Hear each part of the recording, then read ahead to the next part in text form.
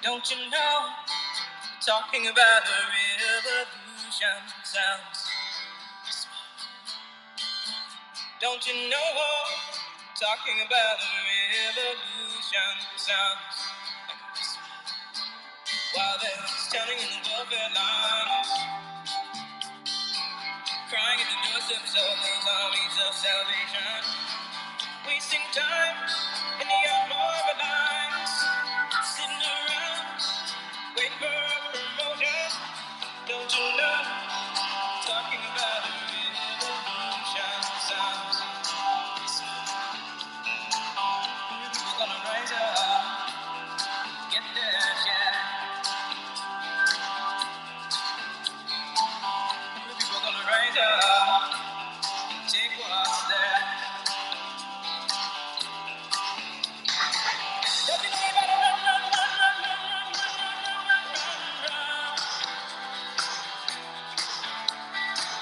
Oh, I said you better run, run, run, run, run, run, run, run, run, run, run. Finally the tables are starting to turn. Talking about a revolution. Finally the tables are starting to turn. Talking about a revolution. Talking about a revolution. Standing in the open line. Crying for those of us whose armies of salvation. Wasting time in the unemployment lines. Sitting around waiting for a promotion. Don't you know? Talking about a revolution sounds. Finally the tables are starting to turn. Talking about a revolution. Finally the tables are starting to turn. Talking about a revolution. Talking about a revolution. Talking about a revolution.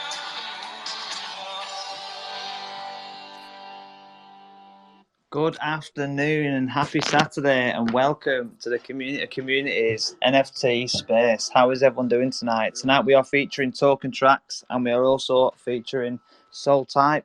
We will be structuring this in a way where we have an hour for each project. The first project that we'll be speaking tonight will be Soltype, and then after the first hour we will have Tommy D from Traxx. So I hope you guys are all doing very well tonight. Ben, Earl, how are we doing? Welcome to the space, my friend. How are you this afternoon? Oh, I'm good. Welcome It's back. Saturday.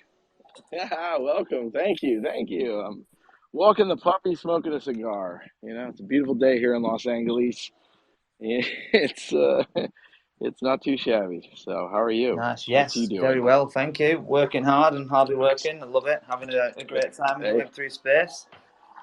there you go. Good times, good times. Well, I Absolutely. appreciate all the support and all of the just the love for this project. I'm sorry if it's a little windy.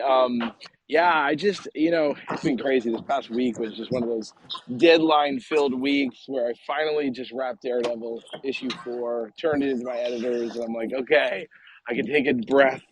I can get ready for jumping into the world of Riglan, my passion project. Nice. As much as I mean, look, don't get me wrong, I love writing Marvel superheroes, but again, at the end of the day, this is my story. I get to write and do with Riglan and with Soltype, and I just see the big potential of Soltype as this incredible opportunity to really bring in writers together. Bring writers to a community, a Discord, whatever, digitally. But I also see the opportunities in physical. I'm actually throwing. 15 years ago, I started Comic Book Sunday, and this Sunday we are throwing the 15-year anniversary at my friend Jim's place, much like we did many years ago. And it's going to be in the backyard, and it's going to be very sort of low key. And it's cool though, because all the folks I started with 15 years ago that I invited and brought in we're all a bunch of young, wanting to be writers, and now they're professionally doing it. Whether it's, like I said before, doing shows on Amazon like The Witcher or The Expanse, or doing projects with John Carpenter, one of my friends. He was a young up and coming writer. Now he works with John Carpenter. Yeah, it's like Nice. You've not been I doing much love. then. Yeah, not much. Doing comic books with John Carpenter. What can you say? But he said, he goes, Ben, he's like, I owe you my career, and I'm not like one of these people. It's like, oh man, I need all these accolades. I don't give a shit about that. For me, it's always been about building great stuff so people can all learn and grow together. But the fact that that's all happened and because of an idea that started, it all came from an idea. And I think that's the key. It's like if you have a good idea and you know how to execute it, and at the same time not only execute it but keep it going. Consistency is such a key. And if you can be consistent and show up every time. I mean, I showed up, I threw over 200 events for Comic Book Sunday. And most of the time it was just me doing it, carrying shit tons of comic books out of the back of my little Honda Civic, schlepping them all over Hollywood and throwing these parties and organizing the venues and but I did it every month. I did it every month for 10 years straight, and it was a lot, you know. So Got to I do it. understand. You got to do it. I understand the struggles of, starting communities, building communities, being consistent, connecting people through good ideas and basically creativity at the end of the day. I mean, creating stuff together is such a big key to it. Yeah, absolutely. You're not wrong there, definitely. And it can be a very tough process, but also a very rewarding one at the same time. When you bring people together and watch magic happen. I just want to quickly say as well. I just want to introduce the co-hosts tonight. We've got Tricky Booty from DeFi Space Donkeys and the Bacon Sandwich, and obviously the community. What's up? How we doing, guys? Hey, it's Tricky Buddha with DeFi Space Donkeys. I was just in a place earlier and I was pitching, and I did bring you up, Ben. I was talking about good projects on Sol, so I was just using your name to brag a little bit. Oh man, thank you, brother. Which was that the Doodlegenics group?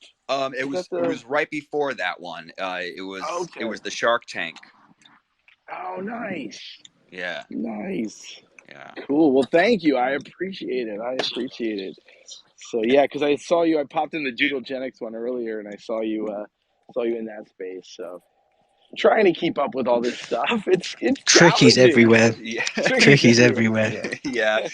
Multiple communities trying to bring everyone together, but yeah, some spaces are more serious, some are more fun. That one's definitely more fun, more on the silly side.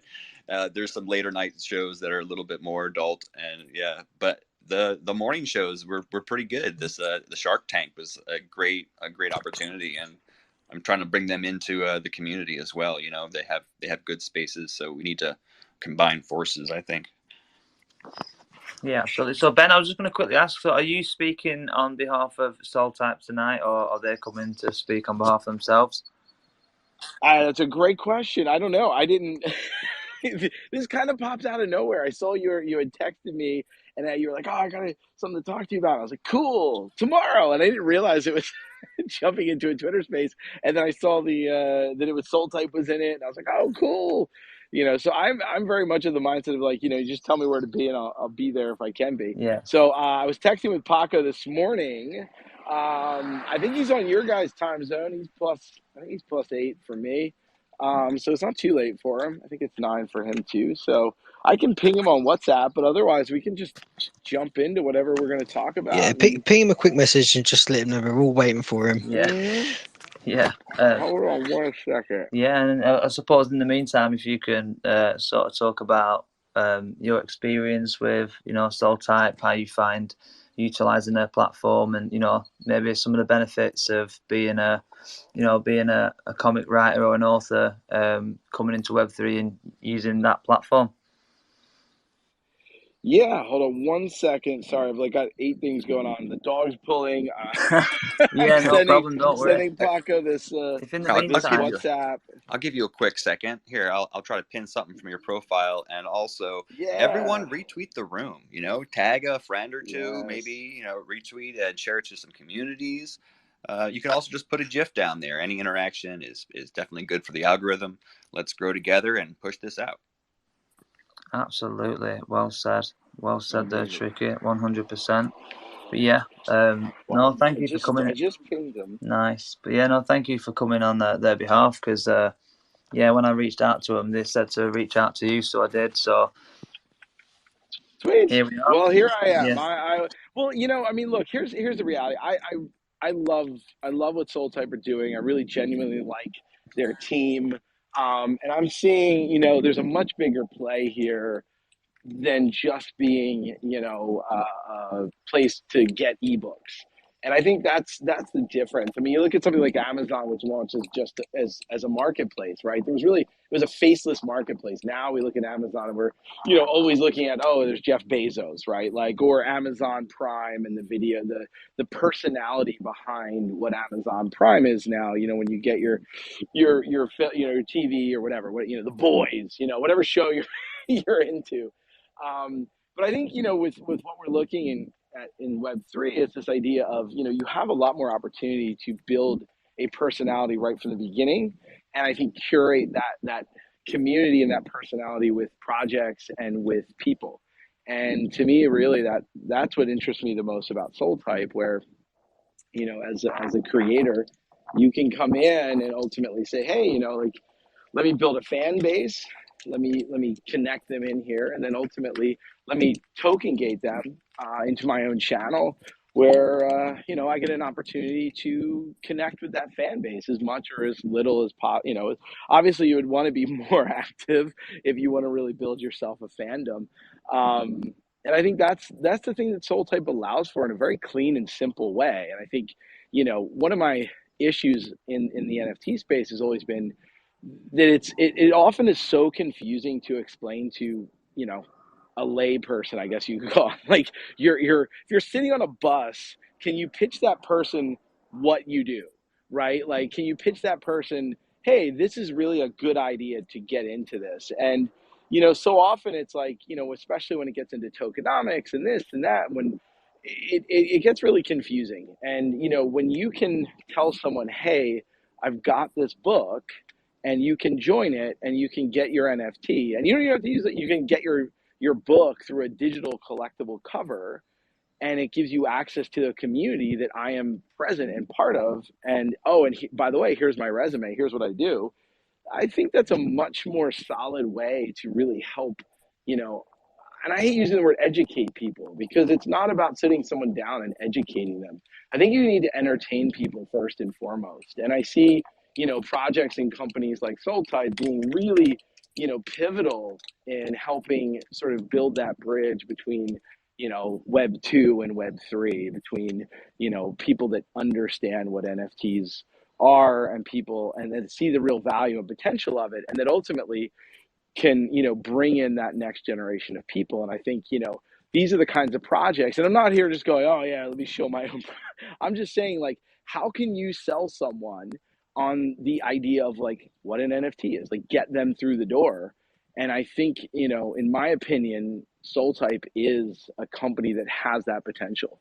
I mean, and it just is, it's really simple. You go and buy your book, and you get access to a community. So I mean, that's that kind of is my overall like feeling, and what I got really excited and interested in when Paco first came to me, because I was like, yeah, maybe, I don't know, or people, I yeah, was a little, I was like, and especially because when Soltype first launched, it was anyone could go and put up their stuff there. And to me, it was a little confusing. Like, it was just, I was a little lost in it all. And then I had this idea of like, well, maybe, you know what, I'm going to try it out. I'm going to mint a chapter by chapter, and, and see how that goes, just for free, and let people get the chapters. And that was my first thing. And then Paco came back and said, hey, we're doing a pivot, and we're just not seeing the same sort of results as we'd like to, with just sort of this, everyone and anyone can come, like a media, like Medium or like Substack.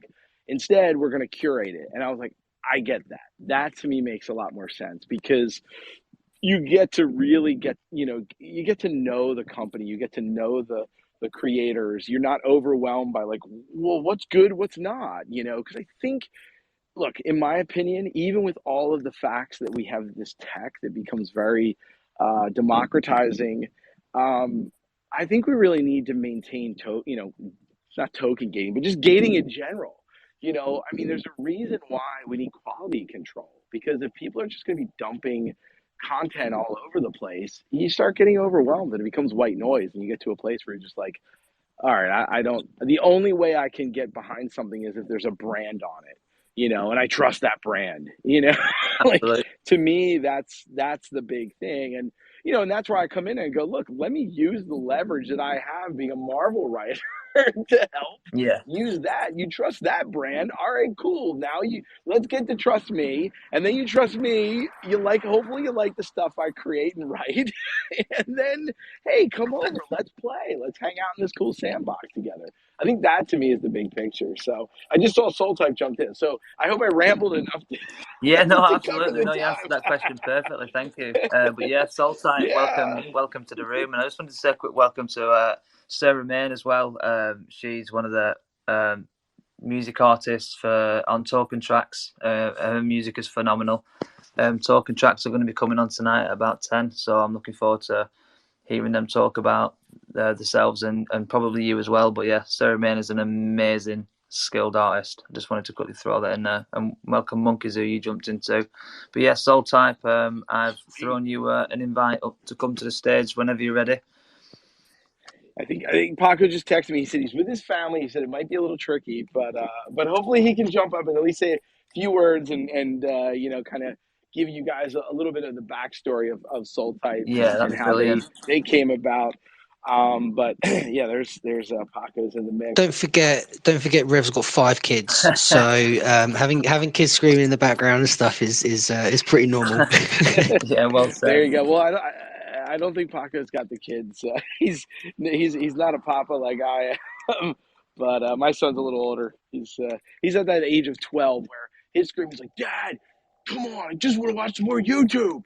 Oh, that preteen hormonal rage.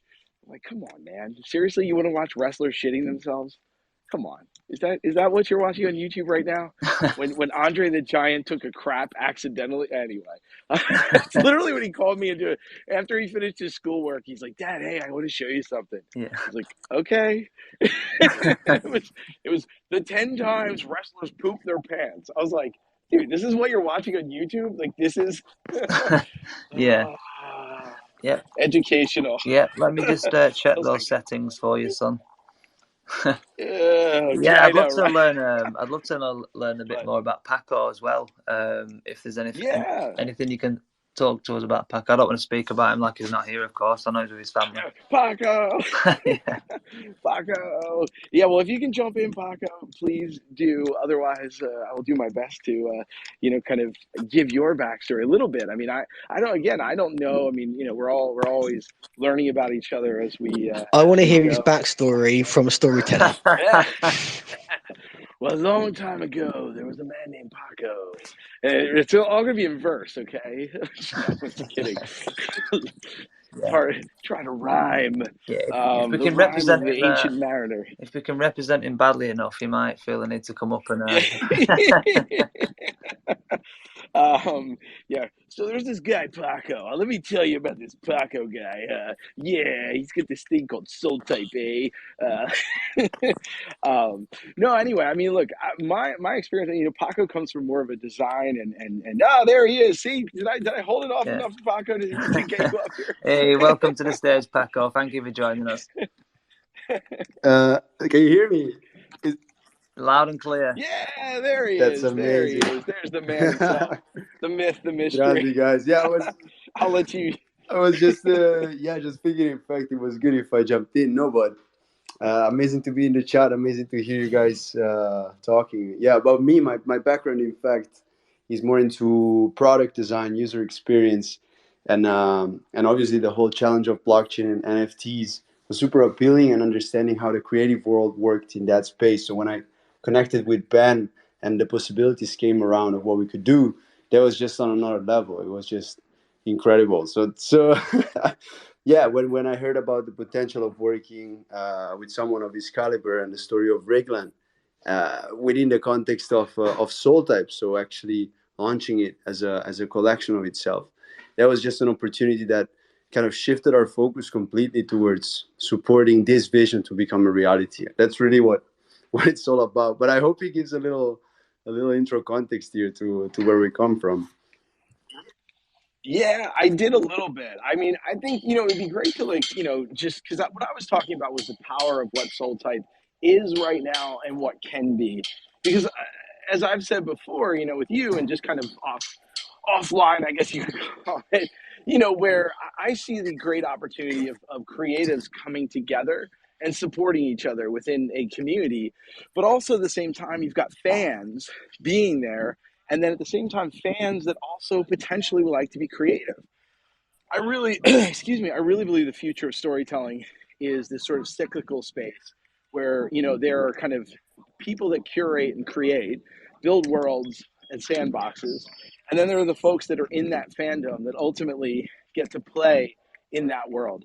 And that by doing so, people all get to rise together. People all get to make money at the same time. Because at the end of the day, it is about making money so that we can, have sustainable lives. Art should also be there with the same with commerce. And I think that's always the biggest challenge. When it becomes too much about commerce, it destroys art. And when art becomes not at all about commerce, it becomes completely experimental. I went to a little side note. So I went and saw an experimental dance show last night. It was very interesting. So I'll say. And sometimes, you're trying to find the story, you're trying to find the anchor, and you're going, okay, it's just about an experience, Ben. 45 minutes later, a lot of people running around and stomping their feet. Okay, we find the balance between art and commerce, how we can entertain and ultimately how we can bring people into the fandom so that they can actually learn and grow and become storytellers as well. And, I kind of feel like that's where Soltype comes in, yeah, with what they're trying to do. Like you said earlier, they're trying to bridge this old school world into this new technology. And one thing that we've probably noticed as a community here is that's kind of like an underlying theme of a lot of conversations that are happening right now, is how can we bridge the gap between that old school world and Web3? And one of those vectors is media, and storytelling for sure. Yeah, well, I mean, I think, we all know that world, right? It's the easiest thing to pitch someone and say, hey, I've got a really cool story. Do you want to play it as a video game? Do you want to watch it as a movie? Do you want to, read it as a book, read it as a comic book, whatever it is? People get interested and excited because it's something that becomes relatable to them and their life and their world. And I think that's, one of the big things because, my biggest issue in the NFT space when it was first launching, in becoming very popular, right? When it really took off, was it so much of it was just about, hey, this is all about making money and getting rich. And to me, like that was never what it was about. When I first got into blockchain and we were looking at it as a technological sort of tool, the tool to actually bridge creativity, we were always looking at it as a portal for transmedia and as a key or something that you can carry between all of your different verticals of storytelling, right? And that was always how I saw NFTs in the especially in the creative space. But I mean, it's like it's owning something, And when people say, "Oh, it's like owning, your digital skin or whatever it is," yeah, that's part of it too. But that's still a part of the creative. Like, just like you own digital clothes. Like, if you own real clothes, like you wear them because you are presenting a part of your personality. And if you're wearing digital clothes, like that also connects to being a part of your personality. And how do you track that? How do you make that meaningful? You know, and how do you make it even semi-fungible? Maybe there's 100 of those clothes out there, that you can wear and that we're all connected because of that, and I think those are the things. I mean, people want to present themselves in some sort of way of their personality, and we want to have meaning in our lives. And I think that's really a big part of it all. And I think, when you can build creative communities, when people, look, I'm going, walking down the street, and I see someone wearing, a Marvel shirt, and I'm like, oh, you're one of us, like, and that used to be, it was much easier back in the day, when we were all just a bunch of nerds, wearing our Marvel shirts, before the movies came out, and you could easily go, okay, you read comic books, you know, when you're rocking a, you know, and you couldn't get them at Target back then either, you know, in the late 90s, early 2000s. I mean, if you're rocking a shirt, it was you repping that, you know, same with the band. If I was wearing a Sepultura shirt, people looked and be like, oh yeah, that guy's a metalhead. He knows, you know, and there's the varying levels of that representation that allow us to have a trigger to connect each other and go, yeah, you're on the same page as me. You're like into the same shit as me, right? And then start a conversation and create and connect together. And I think that is where the PFP side of it came in. And I think there was an interesting sort of you know, boom of that, of people saying, hey, I'm part of this community. This is who I am, and this is what it represents. And I think we can do it even more deeply now. And I think that's where I see something, you know, where I see Soltype really having that power is people get an opportunity to read a book, you know, and connect to an author. And then ultimately they can rep that author and go, yeah, I believe in that person. I love their stories. I love the worlds they build.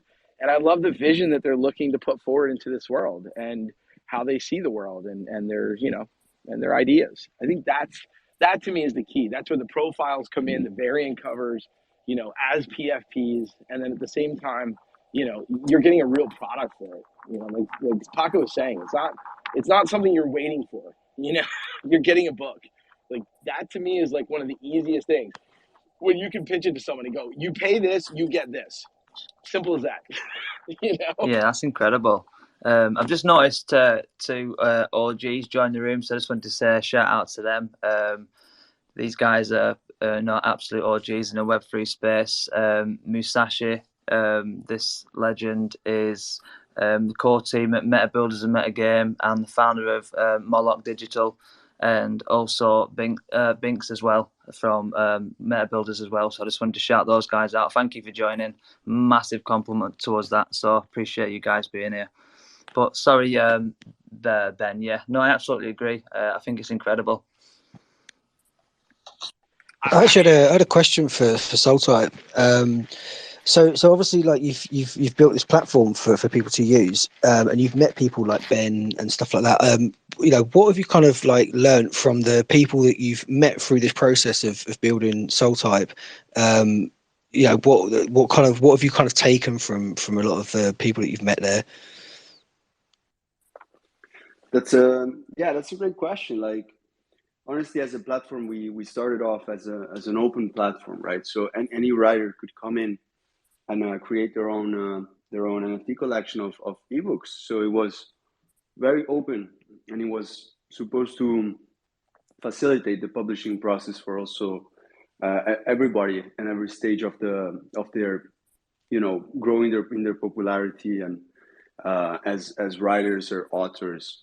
And the realization that we had in that process is that unfortunately it is not as easy, obviously, as with any NFT collection to just create an NFT collection and put it out, right? There's a whole promotional side that comes to doing that and actually attracting a set of people that want to read your work. So it's not that if people don't want to read your traditional books, stories, that then if you make it into an NFT collection, that then they would. So that was obviously a learning curve for us in understanding you need to work with people that are on a growth path also, and that really mean it and really are passionate and are heading towards creating their reputation for themselves or already have.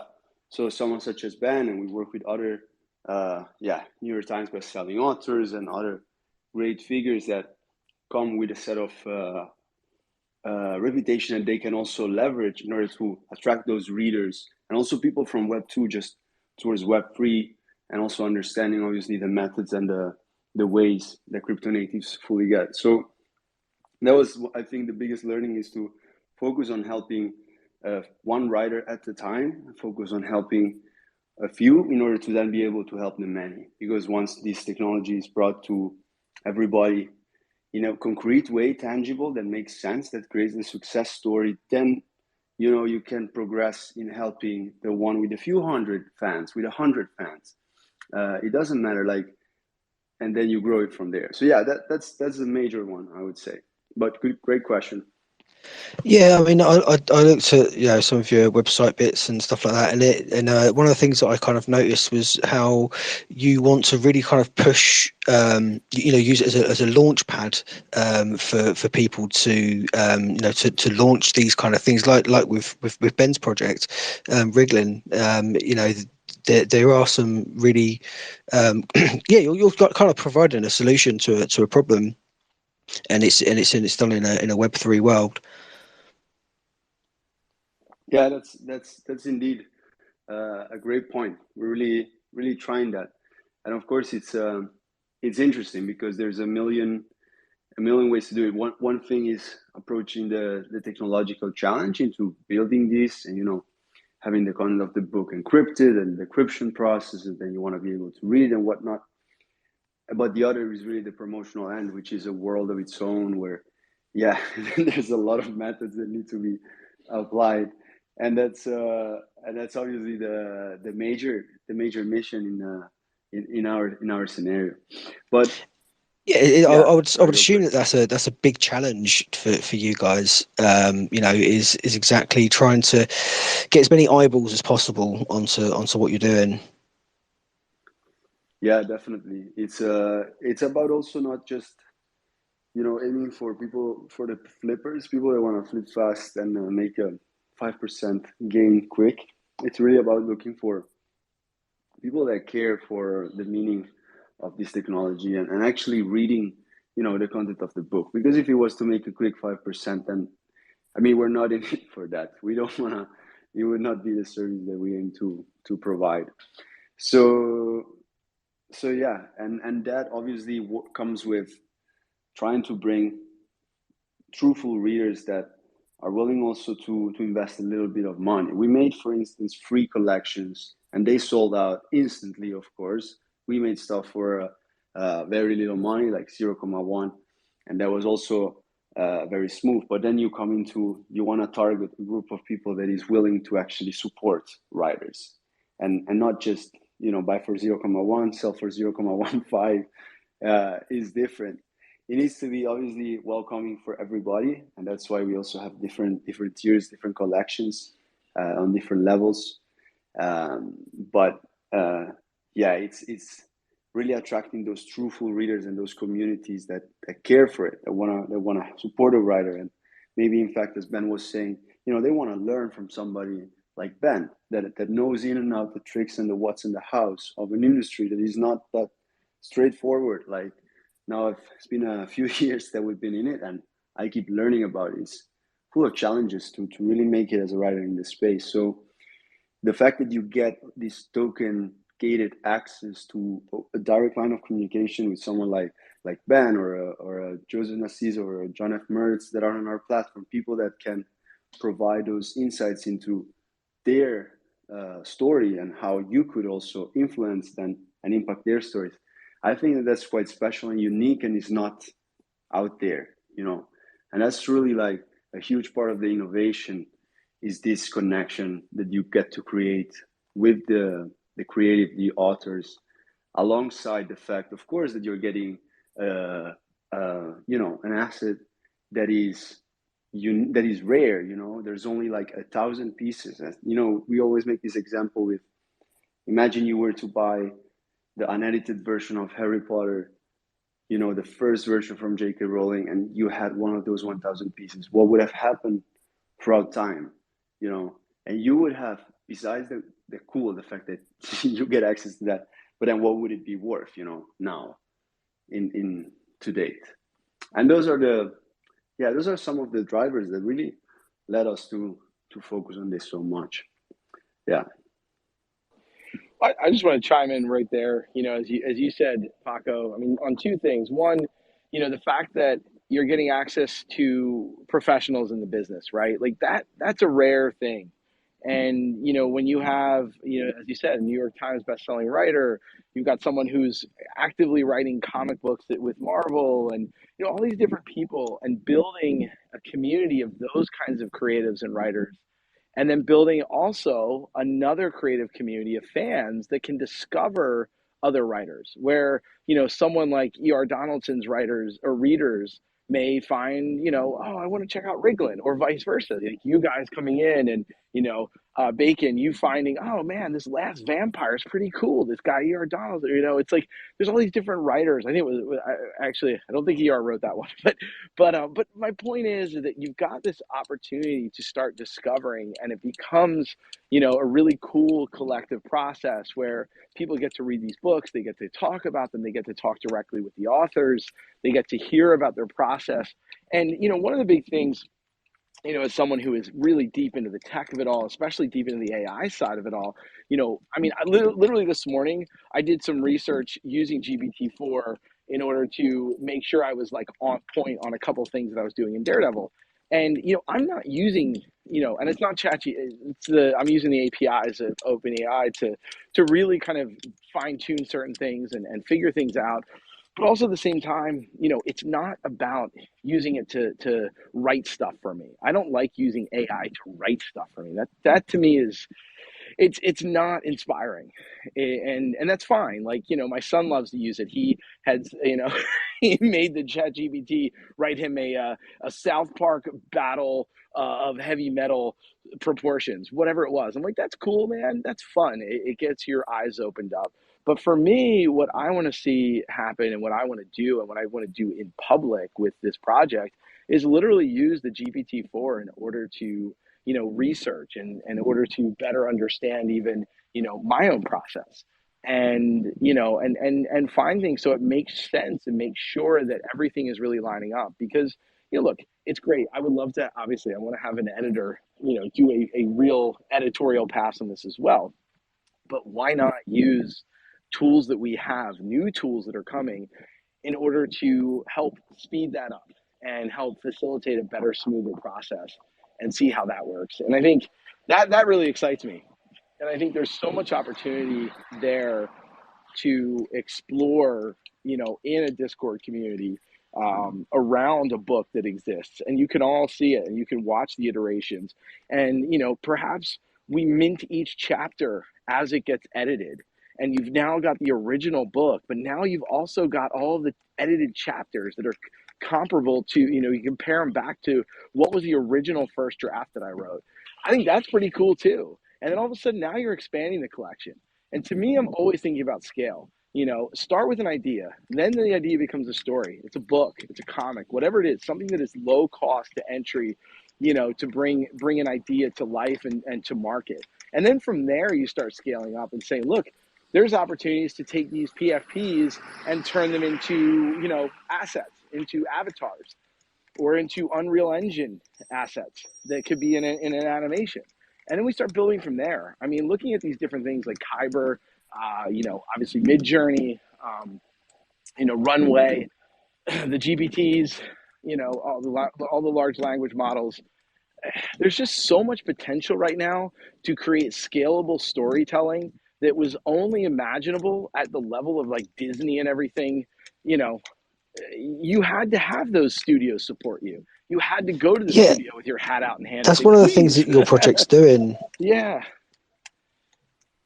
Go on. Sorry, I didn't mean to interrupt. Go on. Yeah, my bad. Yeah, sorry, I lost my train of thought there. Don't worry about it. I love how But no, I mean, you can really bring, your Someone's offering me cake. you can really bring your imagination to life, especially through, utilizing the way that you create your stories and your books, but bring it to life in a digital format. I think that's just a really cool way, and a new way for you to be able to, really bring your imagination in on a whole different level. I think that's amazing.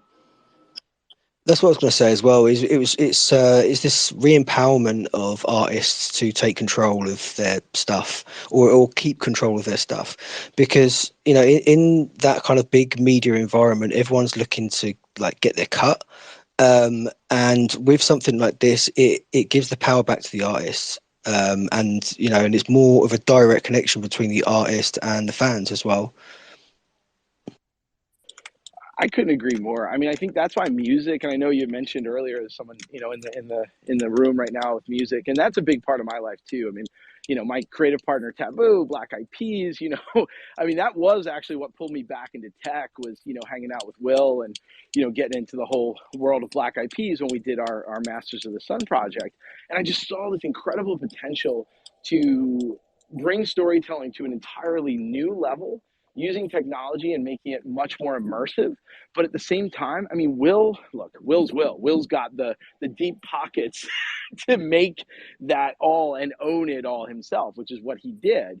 And now as we're seeing the tech become more accessible and become more democratized, we're able to, be more creative and be able to push that creativity. And music is another really great format where it's like, yeah, if you're launching, a song and you do it as NFTs, but without calling, it's like, it's not about the NFT side of it. It's about owning that record, I mean, I would love, like, if Tool Tool's one of my favorite bands. If Tool did like an NFT collection with all of their songs and every one of their songs was connected to some sort of visual Alex Gray experience that you could also then have as an AR component, and a three-dimensional collectible that you could connect and create your own world. I mean, that would be incredible. And that's there. It's like, that would be, if it came from Tool, and that's always the big thing. It's like record labels and studios, they always are the ones holding our destinies in their hands. And look, to be honest, I don't know if you guys keep up with what's happening in Hollywood right now, but next week on Tuesday, there's potentially a writer's strike. I got an email. I've got a TV series right now about to go in development. We just closed the deal on our writer. And I get an email from our team going, hey, so good news, bad news. We closed the deal on our writer. Bad news is there might be a writer's strike on Tuesday. So we need to have a quick, powwow on Monday. We got to get everybody together and do this meeting. And it's like, oh, man, like, why is there a writer's strike? Well, there's a writer's strike happening again because of new technology and because of what happened with streaming services back in 2007, 2008, because those deals that were negotiated were not really in the favor. And all of a sudden now you've got writers getting completely screwed. It's unsustainable for writers to even live and work in Hollywood anymore, creatives to live and work in Hollywood anymore. I mean, there will be an evolution. There first will be a revolution of some sort, and then there will have to be an evolution, because I don't see the studios budging, and I don't know. I mean, I hope they do. I hope they come to a fair and equitable, decision. But it's a challenging time, and who knows? I mean, when stars align, big things happen, and I think we're seeing this happen where, for me, I'm in this space and going, look, if I can help bridge these worlds together and show creatives there's other ways to get your worlds out there, get your stories out there, where you're not completely dependent on the studios, I'm all about it. Like, don't get me wrong, I love the studios. I think there's a great thing there, because the studios have done such good in kind of building brand. We know and we trust that brand. There is gatekeeping happening, like I was talking about earlier. But to be honest, the gatekeeping sometimes also screws the great ideas, because those great ideas are not yet proven. And then the question is that it's like, how do you get a job without having experience when they want experience? Well, you need to have experience to have this job. Well, I just got out of college. Well, sorry, kid. Like, where's the entry level shit? Like, how do people get into having those opportunities? I think that's where this new movement is really going to shine, and we just have to show it in ways that are understandable for people in traditional media. Absolutely, I feel like there's a revolution in the air. I also want to ask Soltype another quick question. Obviously, having your project on Solana and all the stuff that happened around that, how do you think that's kind of affected your plans going forward? Because on the one side, there's people saying, oh, Solana's dead and blah, blah, blah, blah. But I've always said, even since the crash, that Solana still functions as a blockchain. It still works. It still does what it does. It's still super fast, super cheap. So there's a very good chance that Solana will continue and maybe even thrive in the future still. I want to get your thoughts on, obviously, the particular chain of Solana, obviously hosting your name and your project. Yeah, this is also a very good point. And Look, the way we started out was obviously in a different market situation. It was about 2 years ago now. So Solana was thriving, super strong, and for us it was just a logical choice. We were like, hey, all the good stuff has been built on Solana, and we kicked it off. And for us it was also quite not a smooth journey, but the tech was handleable. So we went for it, and it was good. Eventually, now things are a bit different. There's been obviously some challenging phases, but as you say, I still think that the Solana blockchain has long-term potential, and for us, it's about what our product enables more than on which blockchain it's been enabled. And we are not like that strict about that. So for now, the technology works. So we are on Solana, and we believe in Solana also. So we advocate for their tech, but we also are open depending on new technologies coming up and what becomes more of a simple standards. Perhaps we're also okay with adapting to what is required. That said, we are now also in the talks with people over at Solana, and that's very good. Ideally, we just get some good relationships with their team that support us in building strongly and continuing on the right path. Because obviously, when you get the support of a chain that helps you when you have a major technical issue or anything like that, that's huge, and it provides a lot of growth for yourself, for the team, and for everything. So yeah, this is where we stand, and and for now we're here. It's good to build those relationships, because it's a mutually beneficial arrangement, really, because you're hosting your amazing project on their chain, therefore they should have an understanding of what people are doing with the chain, and communicate with those guys, and it's good to hear that that kind of stuff is going on, where there is that kind of structure of communication. Yeah, exactly. We'd like it to be way further than what it is. We obviously would like to be just in super direct communication with the people as high as possible in Solana. We've got relationships ongoing, but we want to grow them. I don't know if anyone here has like deeper connections within Solana. If you do, please connect them to us further. But we've got some great initial conversations and support, which is nice. But yeah, this is the state. Maybe Ben, you also wanna jump in on that? Sorry, I was just getting the puppy home. Yes. I mean, look, I think Solana is a really great chain. Especially when it comes to gas fees, when it comes to speed, when it comes to just for technological answers. I think I have also been talking from before we had launched this project, and having been in the space for a while, I've been talking a lot with Polygon, because one of the companies I also advise, is a gaming company, is all on Polygon. And I think, there's a lot of opportunities between these two chains that, why do we have to limit ourselves to, a specific technology? To me, it's like a printing press, right? Like, if you're going to print a book, it doesn't matter if you're using, the one printer who uses high gloss paper or the other printer who's using more of a, coarser paper. At the end of the day, if the printing press works and it puts it out, then you get your product. And as long as the product works, then you get to be able to do with it what you will.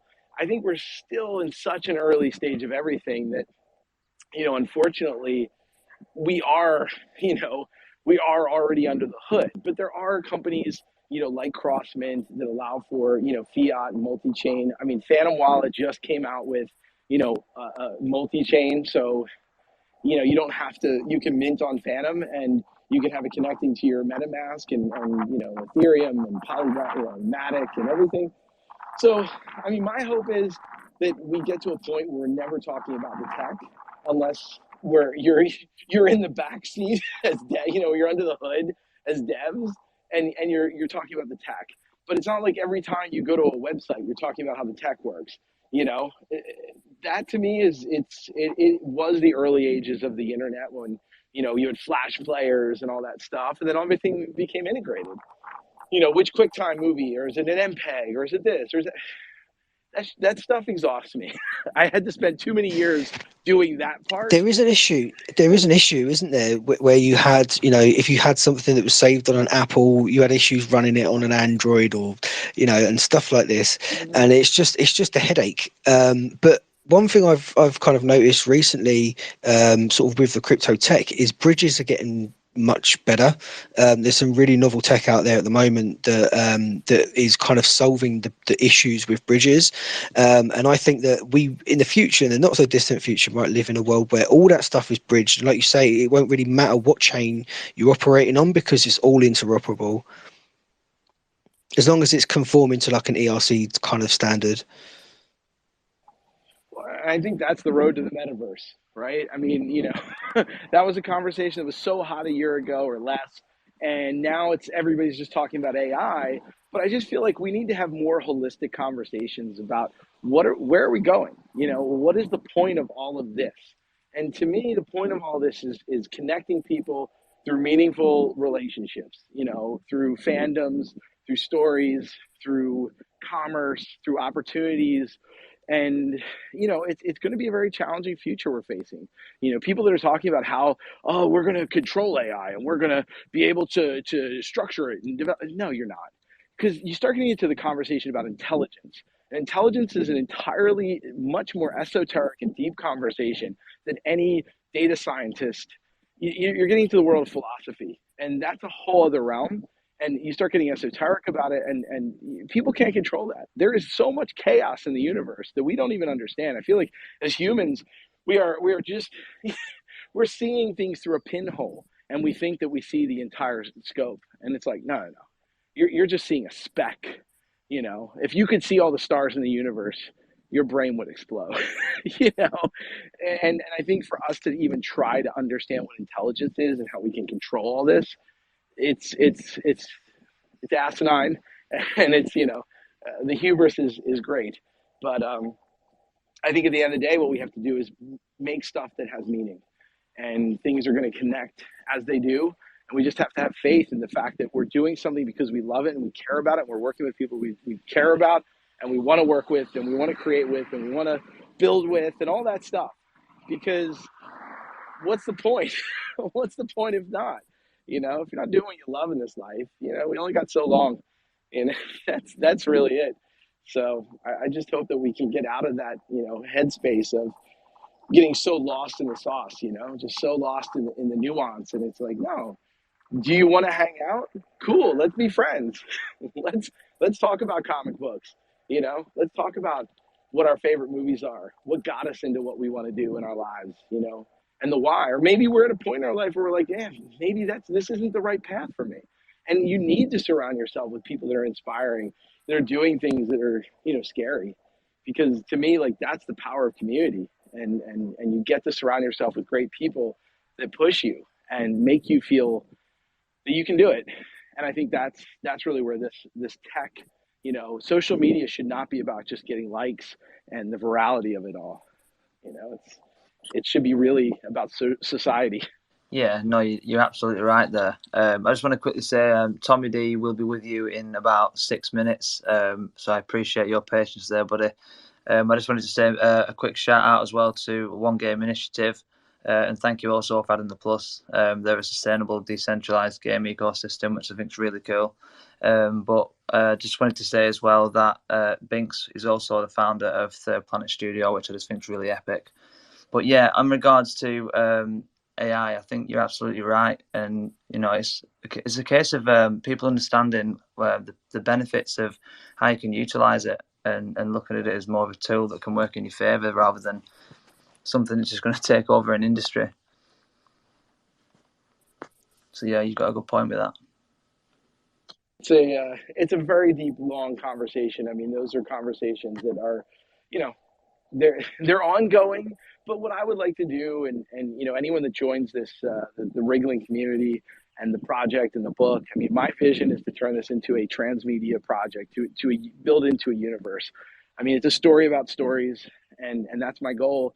And I want to use the new tech and explore with it, and you know, and learn from other people, get other people like you've done with the community of communities. I mean, it's like bringing people together from all sorts of different backgrounds, skill sets, you know, thought processes, and learning from each other, and ultimately doing things that studios can't do these days because there's so much, you know, politicking and so much, you know, bullshit and walled gardens and garbage that ultimately designs decisions that, you know, more often than not, we just get the same old crap over and over and over again.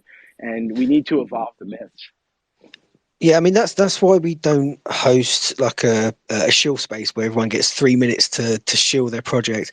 You know what we do here is you know a much longer form of content where we can actually have a conversation and a discussion and talk about people's projects and their ideas and stuff like that. And I kind of feel like it's far more valuable doing what we do than you know a lot of these very quick shill spaces where you know it's you can't really start a conversation. It's just impossible.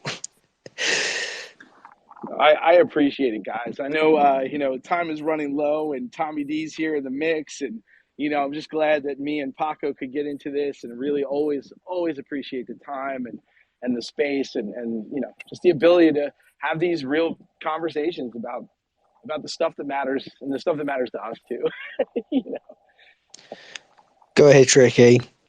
Hey, I just wanted to say it's been great having you in the space. You know, I love talking to you always. You know, it's just a great breath of fresh air.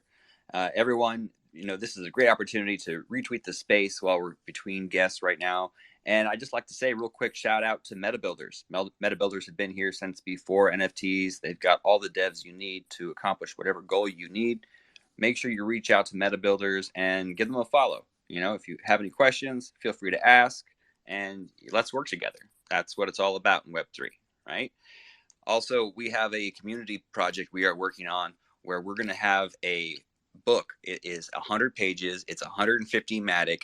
You need to get in this book if you have a project. This is probably one of the best marketing opportunities. We're going to do 10 volumes. They're only going to get more expensive and get better coverage. So get in now while it's early. Go ahead and click on that Revolution. Check out his pinned post. You can get in there on the Twitter forum if you're a project. You can see there's other links there to the quest chains and more information about the book. Follow along. We are the place to be.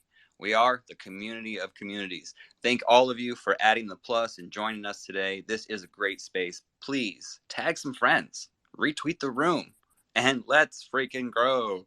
Happy Saturday, everybody. Great stuff, Tricky. You're so good at that stuff. It's unreal. It's such a good hype, man. It's unbelievable. Well, look, Tommy D's on the stage. I met you a few weeks back at a Token Traxx event hosted in London at the Dolby Studios, which is really cool. I was the loud one with the ponytail in the front row. How's it going? The loud one with the ponytail, that narrows it down a little bit, I think. It's great, man. Thank you for inviting me to come onto the space. It's been wicked. Sorry I was late. I was driving back from the West Country in the UK, so but I'm here now.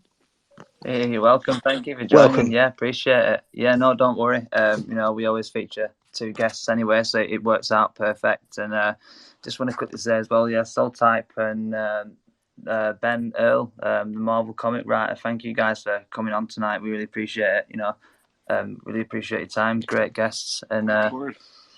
yeah, anytime. You know, we love being here. We love talking about this, and you know, again, like you said, it's not about shilling. It's about these conversations. So you know, I love having these kinds of conversations and meeting like minds. And Tommy D, great to meet, man. Yeah, my brother, great to meet you too. I'm so sorry I missed your space, but I've just followed you, so let's DM and chat on the other side. I think it'll be best. Sounds perfect. Well, I'm gonna leave. I'm gonna stick around, but I'm gonna still smoking my cigar, walking around the neighborhood. But I'm gonna stay here and listen and tune in. So awesome. What cigar are you smoking? A Padron. You know the Padron? Ooh, yeah. I spend a little bit of time in Cuba, and yeah, Yeah, I'm not a smoker myself, but I did indulge while you have to when you're in Cuba. I mean, when come you're in on, Cuba, you know. when in Rome, When in Rome, exactly. So, yeah, it was. I love I it. got a bit of a taste for it. I have to say, I got a bit of a taste for it. Well, hopefully we can meet in real life and share some cigars. Hopefully we all can meet in real life. You know, have a big old Riglan party one day. You know, let's or whatever party. I don't know. It'd be I great. tell you what, I'm doing. You should come to this actually if you get an opportunity. I'm just in discussion with Blockdown Festival in the Algarve in July, 10th to the 12th. They did a fantastic festival.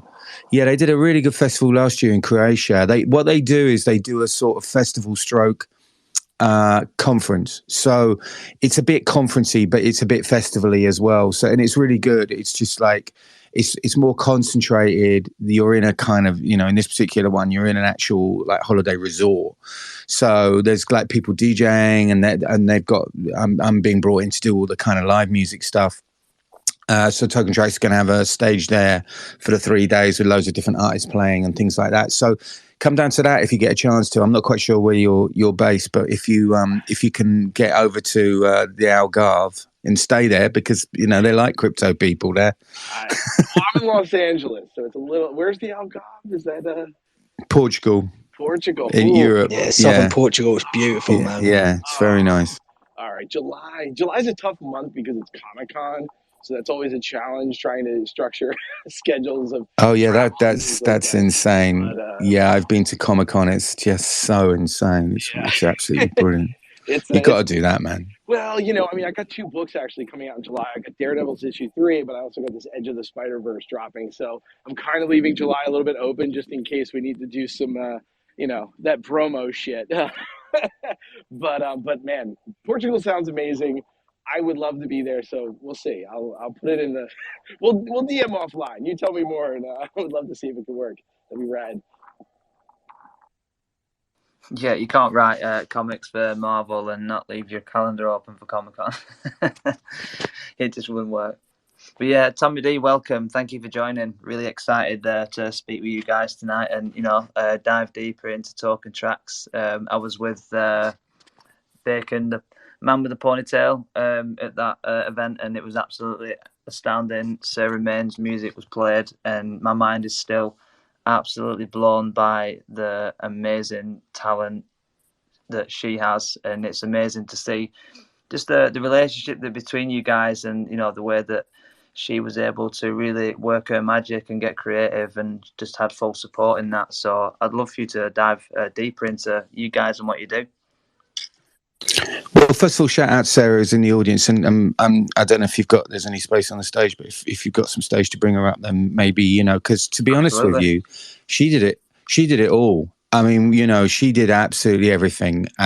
You know, I actually met Sarah at a Dolby event, although we then subsequently worked out that we know lots of the same people. Sarah is a really legendary DJ in the Ibiza space, particularly, but really just like internationally. And I knew of her before, but I met her at actually, fun enough, another Dolby event from before, and we got chatting, and she was explaining to me that, well, actually, the other Dolby event they played her Dolby Atmos mix.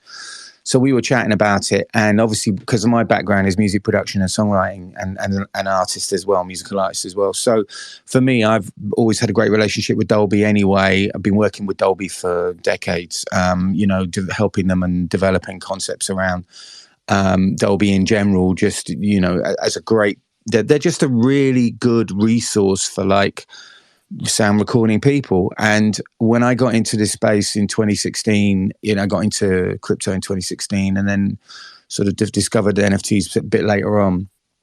I always had this vision that sound would, you know, because everyone goes on about, oh, metaverse, it's all about vision. And of course, sound is just as equally important an emotion as vision. So I quickly kind of got my head around that as a concept quite early on, and have been working with metaverses to sort of look at metaverse companies to look at different concepts around how we can take the experience to the next level. Obviously, there is a limitation to what you can do with Atmos in regards to using it through browsers and stuff like that. But we're working on that. And like with everything in this tech, and absolutely the guys that were speaking about the tech earlier on, everything in this space is about finding that fine sort of line between building engagement with people and adoption with people based on the equipment and the technology that we have at the time, because it will get more user friendly, it will get easier to use, and importantly, it will get more invisible, because I think that's the point we want to make, is that you know, nobody knows how to use how a laptop works or an internet works or a mobile phone works. We just use them. And that's the most important thing. It's how to use the technology, not how the technology it works. So I think, you know, with Atmos, it's a really, obviously, you know, people complain about, I listened to an Atmos mix of, you know, Riders of the Storm by the Doors and it didn't sound right. Well, of course it didn't sound right. You used to listening to it in stereo. You know, you listen to it in a Merc, which is an Atmos sound system in there. You don't realize you're listening to an Atmos sound mix of Riders of the Storm. It just sounds great. And that's the whole thing, is to try to take these things next level. So with Sarah, yeah, we just started chatting about stuff, and then she, you know, I was blown away by the track anyway. And yeah, she did it all. I mean, it's, you know, I am just a humble servant in regards to Sarah. She's just incredible with her embracing all these technological concepts and ideas around Web3 and AI. And yeah, it's great. Sarah, please tell them how you made it, because it is absolutely brilliant. Hi everyone. Welcome. Thank you for all the lovely comments, and welcome. Really Good to speak to you again. That I'm here and listening in. I just get really excited with all the new tools that we've got to use as creators. So like, I sign up to all the betas and like just try everything out. And I guess with the project that we had at Dolby, it was a real chance to sort of bring everything together and make it into one full project. So the idea is that it's an actual evolving story. That's why I found what was being talked about before really interesting, because the project that I had was, it started with a story about Darth Vader, who are like space travelers, space warriors that are using their sound for good throughout the galaxy. And then that was supported by the music. And then I created characters in Midjourney. And then I created a 9-chapter story. And then each chapter had one image made in Midjourney, which was the prompts were inspired by the actual storyline. And then I put those into Kyber, and I chopped the song up into 9 parts, and I put those into Kyber, which is a sound reactive animation AI tool. And then I made the 9 parts, and then I put it all together, and yeah, it's become like this whole like project. And I feel like it's just the beginning though, because it feels like it's going to evolve, and I actually want the project to have like a load of audience participation and get the audience to help sort of grow the project and sort of steer it in different directions. Because there's so many opportunities for the storyline to expand into different paths. So anyway, and that's what Ben was saying earlier. I hope that explains it okay. Yeah, Ben was saying something along the same sort of lines earlier. Yeah, I love this concept. I think it's great. This is exactly where my head is too. So nice to meet. I just followed you too, Sarah. Yeah, you two absolutely should engage, because it's just, you know what, I think the interesting thing that I find is when I first started in the industry, you know, I'm 30 odd years ago, I started in music business. And because it was so expensive to buy technology, you only couldn't be one thing. You know, I chose music because I couldn't buy a load of photographic equipment or video equipment back in the day. In order to do music, you had to buy equipment or be in a studio or something like that. Everything cost so much money back then. And, you know, and now you've got, you know, laptops, you've got phones, you've got iPads, whatever, that are totally multimedia. and totally, you know, so every artist now, I feel, is not a musician or a photographer or a filmmaker or a script writer or a poet. Well, they're all those things, because you can use creativity as your base, you know, as your base talent, and then you can explore all these different things. And I think if you're getting messages across, then utilizing visuals, utilizing sound, utilizing words, whatever, now utilizing AI to sort of bring all these things together is absolutely where you should be as an artist. You know, I think we're creators. We are not musicians. We are not, you know, we're not these individual things anymore. I think that's how I feel we should look at ourselves as creators now.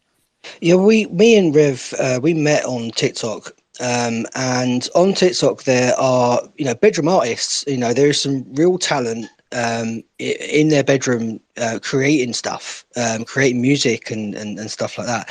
And it gives people a way to sort of share their passion with other people, where those kind of platforms never really existed before. Yeah, I think you're right. I mean, although I've got, as anybody listens to my regular Twitter space that I do on Mondays at 6 p.m, as anybody who's listened to that will attest, I have a deep-rooted, not a hatred, but a deep-rooted concern around TikTok, and it's the fact that it's tied into one of the most extreme civil liberty reducing regimes and surveillance regimes in the world, which is China. You're absolutely right. You're absolutely right. But it does provide a tool. But then so is, you know, I mean, hey, you know, three of the top five apps downloaded in the world are owned by Meta. So what does that tell you? You know what I mean? This is one of the reasons why I think I got into blockchain. It certainly fell in love with the ideas around decentralization, is because slowly but surely I was feeling my civil liberties and my freedoms being quietly eradicated by my own choice, I might add, because it is so easy to shop with Amazon. It is so easy to use Instagram for pictures and TikTok for little short form videos, and, you know, and it is so easy, and Google to use everything, you know, search, maps, whatever, blah, blah, blah, recommendations. It is so easy and so effective, and they just work. Everything just works. Look, you're definitely in the right place, because I think, you know, the majority of the room here has that same kind of mentality, that we can see our civil liberties being taken away from us, and we can see this crypto technology as a way out of that broken system that we all participate in. Yeah, and you know, I don't want to get too sort of, you know, conspiracy theories, because most of that shit I don't really agree with, but I do agree with the idea of keeping at least some part of our world decentralized, you know, so that we aren't just, you know, because when CBDCs come in, central bank digital currencies, for those that don't know what they are, which they will come in, you know, it's going to be an absolute game changer. You know, it might take 5 to 10 years for it to really, you know, settle in. But if we are being fattened up, so to speak, by the use of things like, you know, Google and Meta and these companies in our ability to just, whatever, you know, and particularly since COVID, obviously, you know, we had the excuses to the tracker app and stuff like that, right? Yeah, you know, so I feel that we need to keep a part of England that will forever be green. No, we need to keep a part of the world decentralized, and Bitcoin is that part of the world. You know, it will always allow you to trade. There's you know, Punk 6529 has a theory called the right to trade, which I absolutely totally agree with. You know, it's a fundamental right that we have as human beings, which is a right to trade our talents, our goods and services. We have a right to barter, 100%. Yeah, trade, exactly. So, you know, and we have a right to trade in a way that is anonymous. You know, that's what money was always about, was actually anonymity, was being able to trade with people easily without other people knowing. And then, of course, slowly but surely we've been pushed into credit cards, and then from credit cards we're now going to go into CBDCs, and then, you know, and that will be really, really, all it takes is for these, you know, one person to decide they don't like you and to flick a switch, and suddenly you are shut down. You are shut out from getting insurance, and you're shut out from getting mortgages and loans. And, you know, you're seeing it in China already. And I know China's China. I know China's China. But still, you know, it's like you're seeing people doing, you know, cleaning the streets and picking up rubbish and stuff like that. So they can be caught on camera doing that, which means they get extra points that allow them to get better deals in insurance and better deals on loans and stuff like that. You're seeing this in social China. credit score. Social credit score is scary. I mean, that's some Black Mirror stuff, man. I've seen that episode. It is. I got in a cab the other day, and the guy was telling me that there was this thing like up on his screen, and I thought it was a camera. You know, like you get in a lot of taxis, and they have a camera to kind of, you know, to do it. But no, this camera was on him. And the camera was on him, and apparently all it takes is for him to look down and away from the road, and an alarm goes off in the camera, and then 2 minutes later he gets a phone call from the insurance company going, "What you up to?" I mean, that is Black Mirror shit. I was like, you are joking me. He said he normally has his phone on a holder up on the windscreen, right? And then one day his lead broke, and he's got a Tesla, right? This guy's got a Tesla Model 32. And so he put the phone in the phone holder in the Tesla, and he was looking down at that, and he just said the fucking thing went mental. It was just beeping left, right, and center the whole day. And he had to pull over and buy a new lead so that he could redo it. It's just like, whoa, you know, this is getting insane. Anyway, we're veering off the subject here. We're getting into Black Mirror. Let's talk about some positive stuff and what we're all doing here in Web3, because it is absolutely stunningly amazing. And we've gone away. Let's find out a little bit more Sarah. about what you've been up to with the token Traxx thing. You know, what your goals and that sort of thing. Yeah, thank you for that. Thanks for bringing that. So as I said, I'm a music producer, songwriter, artist, signed to many different labels, major labels, independent. Work with the majority of artists I've worked with over my 30-year career, being with major label artists. And I have a love-hate relationship with the music industry, and it's made me a lot of money. I've done very, very well out in the music industry. Worked with people like Kanye and Jay-Z and Beyonce and Kylie Minogue and Noel Gallagher and all kinds of incredible artists. And I'm still working with artists now, not so much because I'm predominantly doing, token Traxx, which I'll come to in a minute. But I always knew that there was something in blockchain and music, and I got into, started buying. I mean, I found out about Bitcoin back in 2012, but didn't really take too much notice of it, and then got into it properly in sort of 2016 because I love the concepts of decentralization, and I'm a bit anti-establishment on everything and stuff like that. So it reminded me a lot of the kind of early days of dance music, when we were all sort of traipsing around muddy fields and warehouses and doing illegal raves and stuff like that. And it just really reminded me of that kind of camaraderie and that community sort of spirit, and the sort of two fingers up to the man kind of concept. And I just loved all that. And I realized there was something with music, but I couldn't quite put my finger on it. And then when NFTs came along and I discovered NFTs, probably around about 2019, I was a bit late to the game with NFTs. That was it. That was the penny drop moment when I realized that, everything is a unique digital asset. Everything that we do in music, from beats to rhymes to lyrics to mixes to remixes to gigs to merchandise, meet and greets, everything is a unique digital asset. So having a piece of technology that could register a unique digital asset on the blockchain and give it like some authority and some provenance really, really got me thinking and got me inspired. And then COVID happened, and I just sort of went, right, I need to do something about the music industry, because I do not. So you got locked in a studio with your own thoughts. No, I got locked on my sofa in my underwear, as most of us were. And also I was just talking to like fellow brothers and sisters in the industry who were like, what the fuck, what's going on? And because you could see that, an airborne virus that transfers really easily when in close contact with human beings. It's like, that's the music business all over. So, that's what we do. So I just felt really, really scared about everything. And I just thought, right, I know all these people in crypto. I'm into crypto. I love NFTs.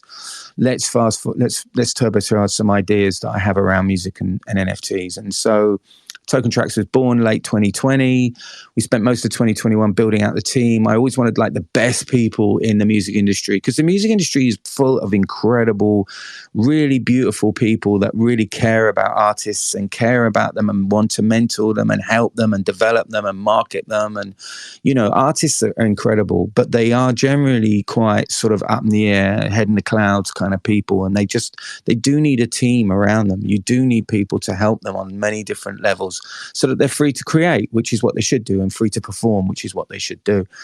So I wanted to pick some great people from the music industry. I brought in a guy called Miles Leonard, who's ex-CEO of Warner Music, and Warner's and Parlophone. And he signed like Coldplay and Gorillaz and Radiohead and all these incredible bands, all of which were like some of the greatest bands that this country has produced, UK has produced in the last sort of 20, 30 years.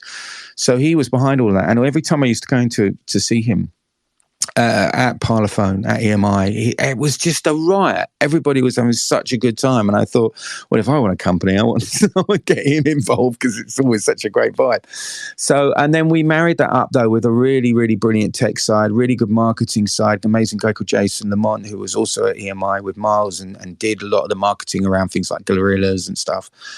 And is just an absolute fountain of incredible knowledge and creativity. And then we've got a brilliant sort of music business licensing side, a regulation side, because you're doing tokenomics, which is very, very important, that you have concepts around tokens and are they securities or not, and all that kind of stuff. And then, just a great marketing side and a great company. And we spent most of 2022. In 2021, we raised a bunch of money. And 2022, we released our token, which is the Traxx token, which you can go and get on Ascendix and Bitmart and on DuckDuckGo. No, what's the other one? I can't remember which one it's on. But if you go to tokentraxx.com, you'll find details for where you can pick up the Traxx token. And then we also launched our own marketplace as well. But the marketplace for me was never like the main feature, because the marketplace was more a case of like, what I really got off on as a creative person myself was the creativity around Web3 technology. I love this kind of concept of scarcity and rarities, things like PFP projects and generative music and art, and all these kind of things that are coming through, and now AI. Is just, I find this so exciting. And I think blockchain is right at the heart of all of this kind of stuff. I mean, if you've got millions and millions of tracks, I think it's 100,000 tracks a day going up on Spotify, you are going to need a provenance system to ensure what is what and who is who. And so, blockchain is absolutely the heart of this, and what I believe is a great way of working with AI to counter, fakes and to counter and to prove provenance. So we built Token Traxx to be a sort of more of a 360 approach to how music and Web3 works together. So we have irons in lots of different fires around things like watermarking and then royalties, on-chain royalties. The marketplace is a place where we invite artists to come on and do all kinds of stuff, whether they're newbies and they're just coming on and, maybe just do an addition of like 10 or something, just to get themselves up and running and get some collectors on the boat, on the count, and then all the way through to really interesting, diverse concepts like Sarah's project. We've got amazing mentoring project that we did with Kwame, who's a really big music producer, manager over here. So you can actually buy Kwame's time. You can utilize how many NFTs you buy. We're doing a passport kind of concept where, you buy a passport and then you get everything you do with that artist. It's like a stamp on the passport. The more stamps you get, the more things you get for that artist. But the main thing all of this is what we call Traxx Studio. So we launched Traxx Studio back in the summer of last year. It's coming up to a year. We're just about to actually drop the first ones, but we wanted to. you know, you mentioned the word walled gardens. I'm pretty sure I was one of the first people to coin that phrase, because this has been a problem for me since day one with the big ones, with OpenSea and so forth, and other music projects like Catalog and Sound and so forth. This has been a problem for me, is that if you create a website that people want to get onto, then that to me is a walled garden. And walled gardens are centralized entities, you know, in the same way that Facebook is a centralized entity, Spotify is a centralized entity. I think that the real Web3 ethos is decentralization. What does decentralization mean? It means that everybody should have the freedom to do what they want. Everyone should own their own smart contracts. They should own their own communities as a consequence. We have a saying in Token Traxx, which is not your smart contract, not your community. And that essence is at the heart of what we do. So we launched Traxx Studio back in the late summer of last year. The Traxx Studio is a completely customizable, totally decentralized marketplace. You own it, it's your thing. You can dress it in whatever way you want to dress it. We work with Ethereum, Polygon, and Zilliqa. We do 1155, 721s. We're working with Reveal and OX splits for smart contracts. We have a custodial and non-custodial wallet options for newbies. You know, if they don't really know how to do this stuff, we can create a wallet for them. We have Circle Pay, we have credit card integration, Apple Pay, Google Pay integration. So again, if you're doing stuff with newbies and you want to bring them on and make it as super simple as possible, we have that set up. We're building out a whole gated area, like a Discord gated area, so you can use your tokens to unlock gated performances or chat or any of that kind of stuff, pretty much just like Discord. And we're adding new features every day and every week. We want the Traxx Studio to be a million different networked together Traxx Studios that all talk to each other in their own way. That means allows artists and creators and labels and publishing companies and whatever to all talk to each other in a really, really kind of conducive way, but keeping it decentralized, keeping everyone owning their own thing and controlling their own thing, building out their own communities, their own scenes, bringing on artists themselves, as well as putting their own stuff out there. We've got about 35 of these in production at the moment. We've just launched the first one with Open Lab, which is an incredible radio station that we partnered with back at about a year and a bit ago, and we did a drop with them last year, a couple of drops with them last year. They are an amazing radio station based out of Ibiza, which is one of the best, I think, curated music and art kind of setups there is. Go and check them out. You can download the app from the App Store, called Open Lab. It's absolutely great, and we're just about to drop the first Traxx Studio. Everybody from NFT artists, some of which I'm sure you all know, all the way through to publishing companies. We're working with 2 different venues, very big venues, 2 different music charities. Navak, who just dropped a really cool project with I've forgotten her name, the artist that they have. Go and check out Navak. They're an amazing music charity. We've got another music charity that we're working with a project called My Sahel, which looks after and supports artists from some of the poorest areas in the world in sub-Saharan Africa. It's just an amazing, amazing project, and I'm so super proud of the Token Traxx team for pulling this together. We believe the Traxx Studio is the future. We believe the concept of decentralization is the future. Everyone having their own and being their own OpenSea or their own sound. And we love the fact that the Traxx Studio, I mean, we've sunk best part of $5 million into developing the Traxx Studio. So unless anybody's got spare $5 million knocking around, please come and talk to us. But that's the concept of the Traxx Studio. So I'm really happy to ask any questions about that. Yeah, that's amazing. It sounds like you guys have been very busy. There is actually a couple of questions in the comments below. So I'll ask them to you one at a time, if that's all right. This is from Crypto Never Sleeps. He's one of the great guys from the crypto community. His first question is Token Traxx fully launched, and then in brackets, mainnet integrated using APIs? Token Traxx has had a marketplace in place for over a year now, year and 3 months. I think it was February last year. I think we launched it. It's fine. It's great. It works. We sell NFTs and we got a great community that we're building. And it's getting really, really more vibrant every day. We've got a fantastic membership scheme associated with the Traxx token, which is a silver, gold, platinum membership with really good staking opportunities. But also great opportunities if you're a music artist. We've got perks on things like Waves and Ableton, all kinds of Logic. And we're building out that perks concept more and more. We're going to do, oh no, I can't say that. Can't say that. But yeah, we're fully functioning. Traxx Studio is just going live. And as I said, with the first Traxx Studio is just going live. It was supposed to go live this week, but we had a couple of teething problems. So it will go live early next week. But yeah, after that, it's like with tech, the first one takes 3 months to build. The second one takes 3 weeks to build. The third one takes 3 days to build. And the fourth one takes 3 hours to build. And, before you know it, the whole thing's fully automated. So that's where we're heading. We hope to have a fully automated basic Traxx Studio available to people within, I think, about the next month and a half, maybe 2 months.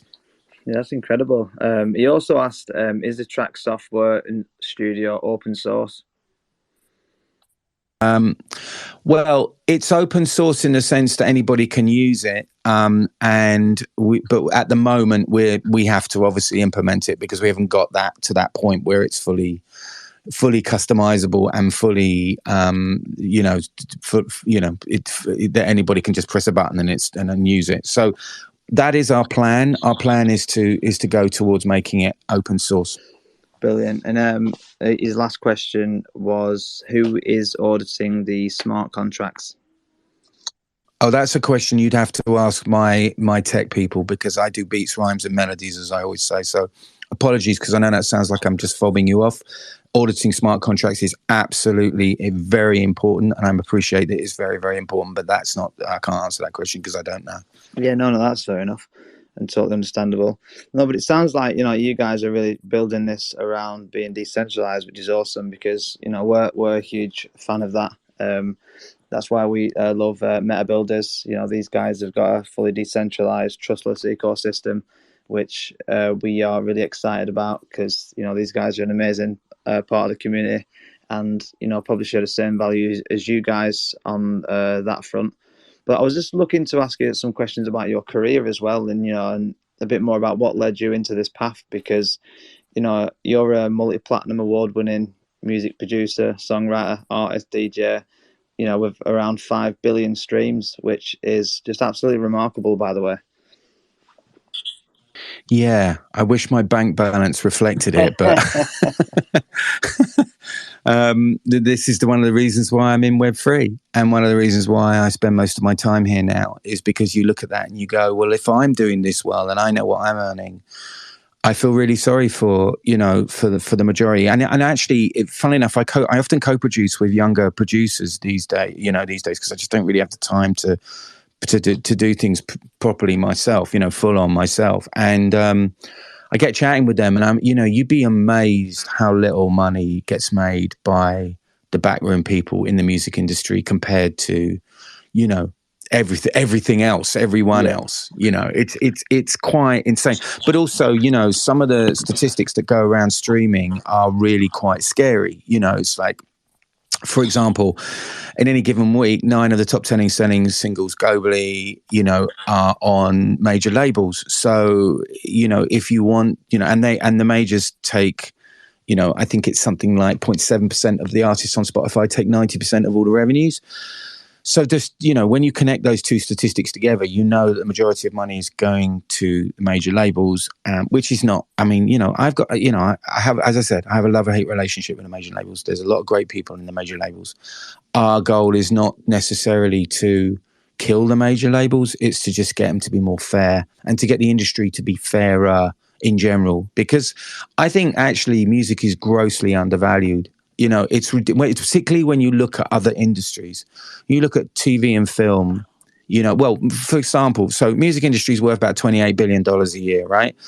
TV and film's worth about $100 billion a year, gaming worth about $300 billion a year. And yet, you think about how important music is to us, and how integral it is to society, where you walk around, into shops, into restaurants, into bars, into clubs, whatever, and there's music playing. You watch a film and there's music always behind it. TV programs, everything. Music is such an important part of our lives.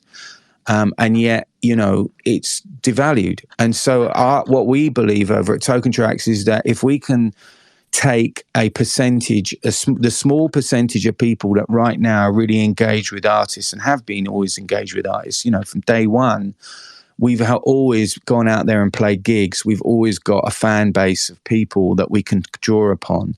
And the irony is that fan base, although it may only be about 3 to 5%, maybe even less of the overall amount of maybe streams that you've got, that fan base generates about 60% of your actual income. So our thinking is, if we can get and make that 3 and 5% even more appealing and more exciting, then it starts to, then those people will start to generate more revenue as a consequence. But also, you then get the next 5% after that, who maybe have seen you maybe more than once, but don't buy the t-shirt and don't follow you and don't wait outside the hotel on the chance that you might get an autograph or something like that. But they are there. They want to engage and they're looking for a reason to engage. Well, then utilizing sort of tokenized economies and utilizing reward schemes and that kind of concept, which is what we're building out through Token Traxx.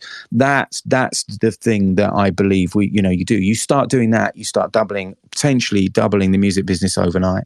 Yeah, and that's incredible. And how do you think that the rest of the industry's approach is going to be towards this? Do you think they're going to be quite resistant with the fact that the major labels make most of the funds? Do you think that obviously artists are probably going to find that more appealing, that they're going to benefit substantially more and have more rights and sovereignty over their own music? I mean, we could talk about this for hours, because there are, that question is such a broad question, because there are so many different people in the music industry, from tiny little independent artists to NFT artists through to, major label artists that have just got signed, or historic or big label artists or historic label artists, and some of which might not even be live now, So what I think is what the major labels have done traditionally over the last sort of 10 years is they've just sat back and waited. They don't develop music anymore. When I first started in the industry, they developed artists. You would get a development deal, and then they would decide, they might put a little bit of money behind you, and then they would decide maybe after a year or two whether they were going to sign you full time. And they don't do that anymore. They don't need to do that anymore, because the technology allows them to just sit back and wait. And they wait for something to come along that's big on TikTok, and then you just wait in, and whoever writes the biggest check, which is generally Universal Music, they get the artist. That's one way of approaching it. It's pretty much the predominant way of approaching it now. And that's why I think music on the whole is grossly undervalued, because it's just like a cookie cutter concept. It's like, oh, TikTok spits out that one, right? Well, let's sign that one, right? We don't expect it to be any more than one single. If we're lucky, we might get an album out of it. Probably not. Let's move on. Next one, bang. Next one, and next one.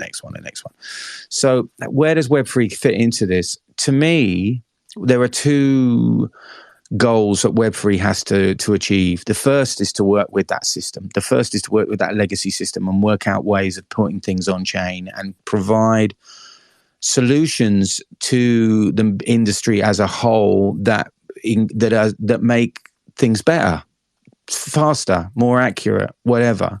That might appeal to some people, but of course there is a lot of people in the music industry that make a lot of money out of lack of transparency in royalties.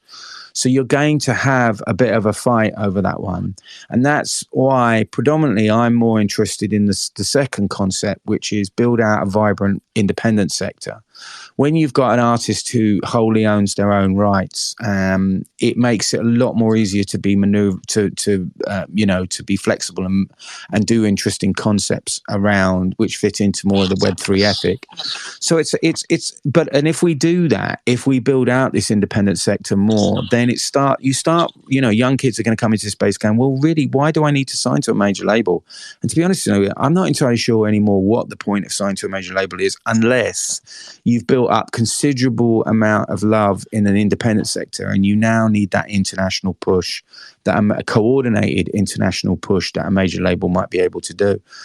But there's so much music around now that it's difficult. Every major label territory is pretty much engrossed in its own artists and its own thing. So, and then it gets pushed, what if it's predominantly American artists, because most of the labels come, structured via American set up. So, you get your Post Malones and your Ariana Grandes and whatever, and they just get pushed out everywhere and everywhere and everywhere. So I think that those are the two things that we have to work on. As I said, Token Traxx takes a 360 approach to the music industry and looks at every single aspect of how the music industry works and tries to slot in where Web3 would work in today, tomorrow, next year, 5 years, 10 years. And I don't really feel that I think one of the big misconceptions that people have around Web3 is that they think things need to be fixed now. And if you look at tech adoption over the years, tech adoption doesn't work like that. What I feel is I'm building out concepts now for my kids who are 15 and 17, and in fact, I'm building out concepts for kids even younger than that, because when this technology starts to sort of get to a place where I think it's more user friendly, which is sort of around about, I think, in about 3 to 5 years time, then that's, my youngest is 15. She's going to be 20 then, so it's not for me. It's not for my generation. It's not for you. I wouldn't say it's for you lot. It's for the kids. It's for the kids, man. It's for those people. And that's what I find this really interesting, because you're thinking, all right, I'm taking the experience that I've had as an artist and a musician and all those things, and looking at the kind of most basic things that I feel I need as artists and musicians. But actually, the music industry is going to change beyond all recognition, because it's going to be such a multifaceted, variable thing that's going to be slotted into AI and slotted into metaverse and slotted into Web3. And artists are going to be doing different things and going to be working in completely different ways than the way I work. So that all, to me, is so exciting. And so it's, such a thing that I want to be a part of that journey, even if it's just to sort of say, well, that's great, or no, I think, try it this way, which is basically what I've always done as a music producer, I think Ben had a question there. I don't know if it's still relevant there, buddy. Yeah, hey, it wasn't really so much as a question, more of a comment and 100% agreement. I mean, in every conversation, I always say it's for the kids. I mean, my son is 12. This is the alpha generation that's coming up. And, they're looking at what does it mean to be even a creative. I mean, my son is, playing with ChatGPT. He's learning how to play guitar. He sees that there's so much opportunity at his fingertips. And I think, to your point that you said even earlier, we're not just going to be one trade. It's going to be many, and those that have real vision and can have that same holistic approach, I mean, that's the future. And and I really agree with you 100% about the on the major label side. So my background, having started really working with Black Eyed Peas, and then Taboo and I have been working together, so always in those kinds of conversation, and Tab and I are always talking about this. They're on Sony right now. And their deal with Sony is very much what you said. It's about the coordination for marketing, for all of the stuff that helps just get them back out into that world. I mean, they've been around for 20 plus years, and how do you stay relevant? I think that's one of the hardest things. But as a young artist, to your point about even TikTok, I hate it. I mean, there is the love hate. Managers here in LA, they're assigning artists just on one song that they went viral with on TikTok. And I went to one of these residencies of one of these artists that had one of these songs, and I won't mention her name, but she's a very big TikTok artist. And I went to it, and I was like, and I saw the whole show, and I saw her do with the one song that she did. I was like, okay, this is fun. But then the rest of the songs had no heart. There was no soul. There was no meaning behind it. And for an artist to really be an artist, they have to have a journey, and they have to really be connected to the why are they doing it, and so it connects to people in a much more meaningful way. And that is where the development comes from, and that's where that experience and people like yourself, they can help guide that. So, I mean, man, hats off to you. I sent you a DM. I'm like, I hear you, I see you, and however I can help with my side of things and what I'm doing here in LA and the work I'm doing in Hollywood and storytelling and film, TV. I mean, I'm not only just doing writing. I mean, I'm a producer. That's one of my, and I'm also a film editor. So, I mean, I have been in the weeds of all of it. And cartoons, I produce cartoons. So, I mean, it really is, how do we tell the best stories and get them to people in the best ways? And it's not always, what we always think, oh, I just want to make a movie. Well, no, maybe a movie isn't the best way to start it. Maybe it is a song. And, like Sarah was talking about, maybe you launch your song as like a multi-track book with visuals that go along with it.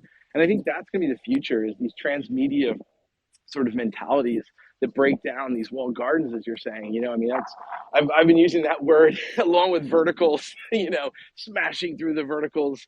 And I think it's so important, that we can help show how that can be done, but not where it's so overwhelming and people can understand the scalability. So it's like, how do you take that first step? How do you crawl before you even can walk? And really connect to your fandom and your fan base and build that fan base. Like if you're a musician, same with if you're a writer, like how do you get that first 10 people that like your stuff? It's like playing a small club and then you get to play the whiskey, on the Sunset Strip, and cool. Now you've played the Viper and the whiskey, and then you go from the Viper and the whiskey to the Greek, and then you get to the Hollywood Bowl, and then maybe the Staples or whatever, crypto.com center, just in the LA journey.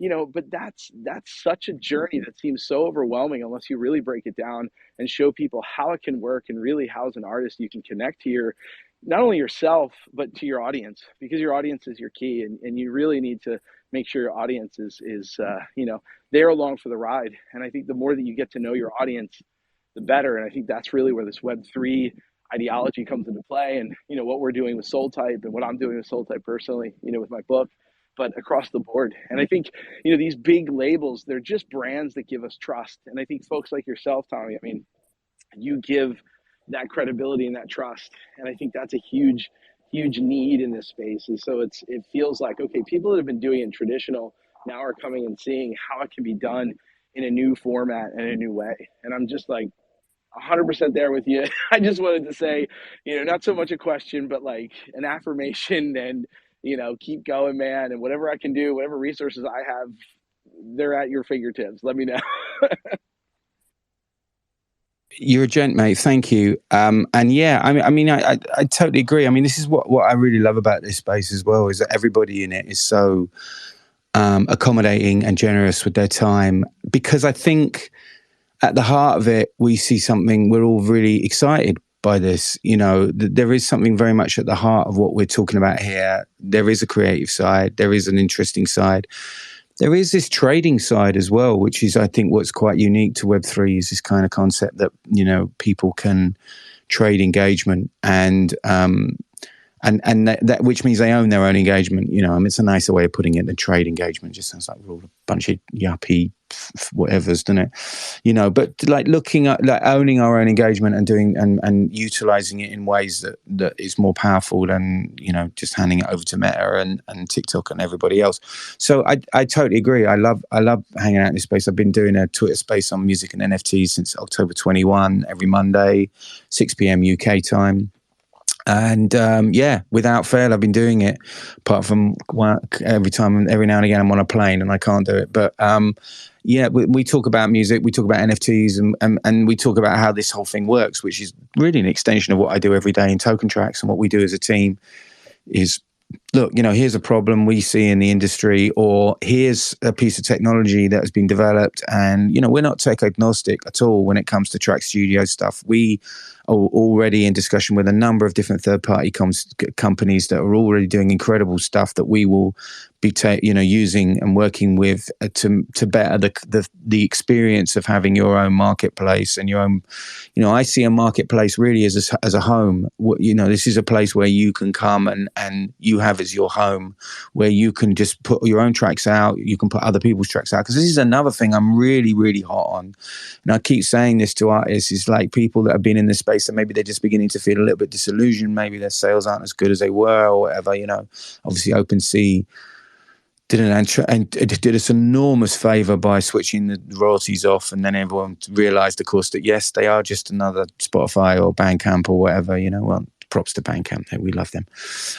But yeah, this is the whole kind of concept of utilizing different technologies in this space is to bring things in. We have a saying which is a rising tide lifts all boats, which I'm sure is quite a common saying in this space, and it is true. I think we all help each other. 3 times in the last 4 weeks. There you go. Rising tide lifts all boats. I mean, it is the truth, and I think one of the things you've got to think about is, if you know anything about crypto and you know anything about the Bitcoin cycles, and you know about Bitcoin halving, and it happens every 4 years, and the next one's next 2024, and there's always a bit of a bull run around the Bitcoin halving, and we're already beginning to see the beginnings of that now. It's sort of floating. Bitcoin's nudging, gently getting itself back up to ATHs, and what happens is, when that happens, it shines a light on this space, and everyone goes, "Oh, I can make some money," and then you get a lot of newbies that are coming in that are curious. And who do we want to help them? Who do we want to hold their hand when they come into this space?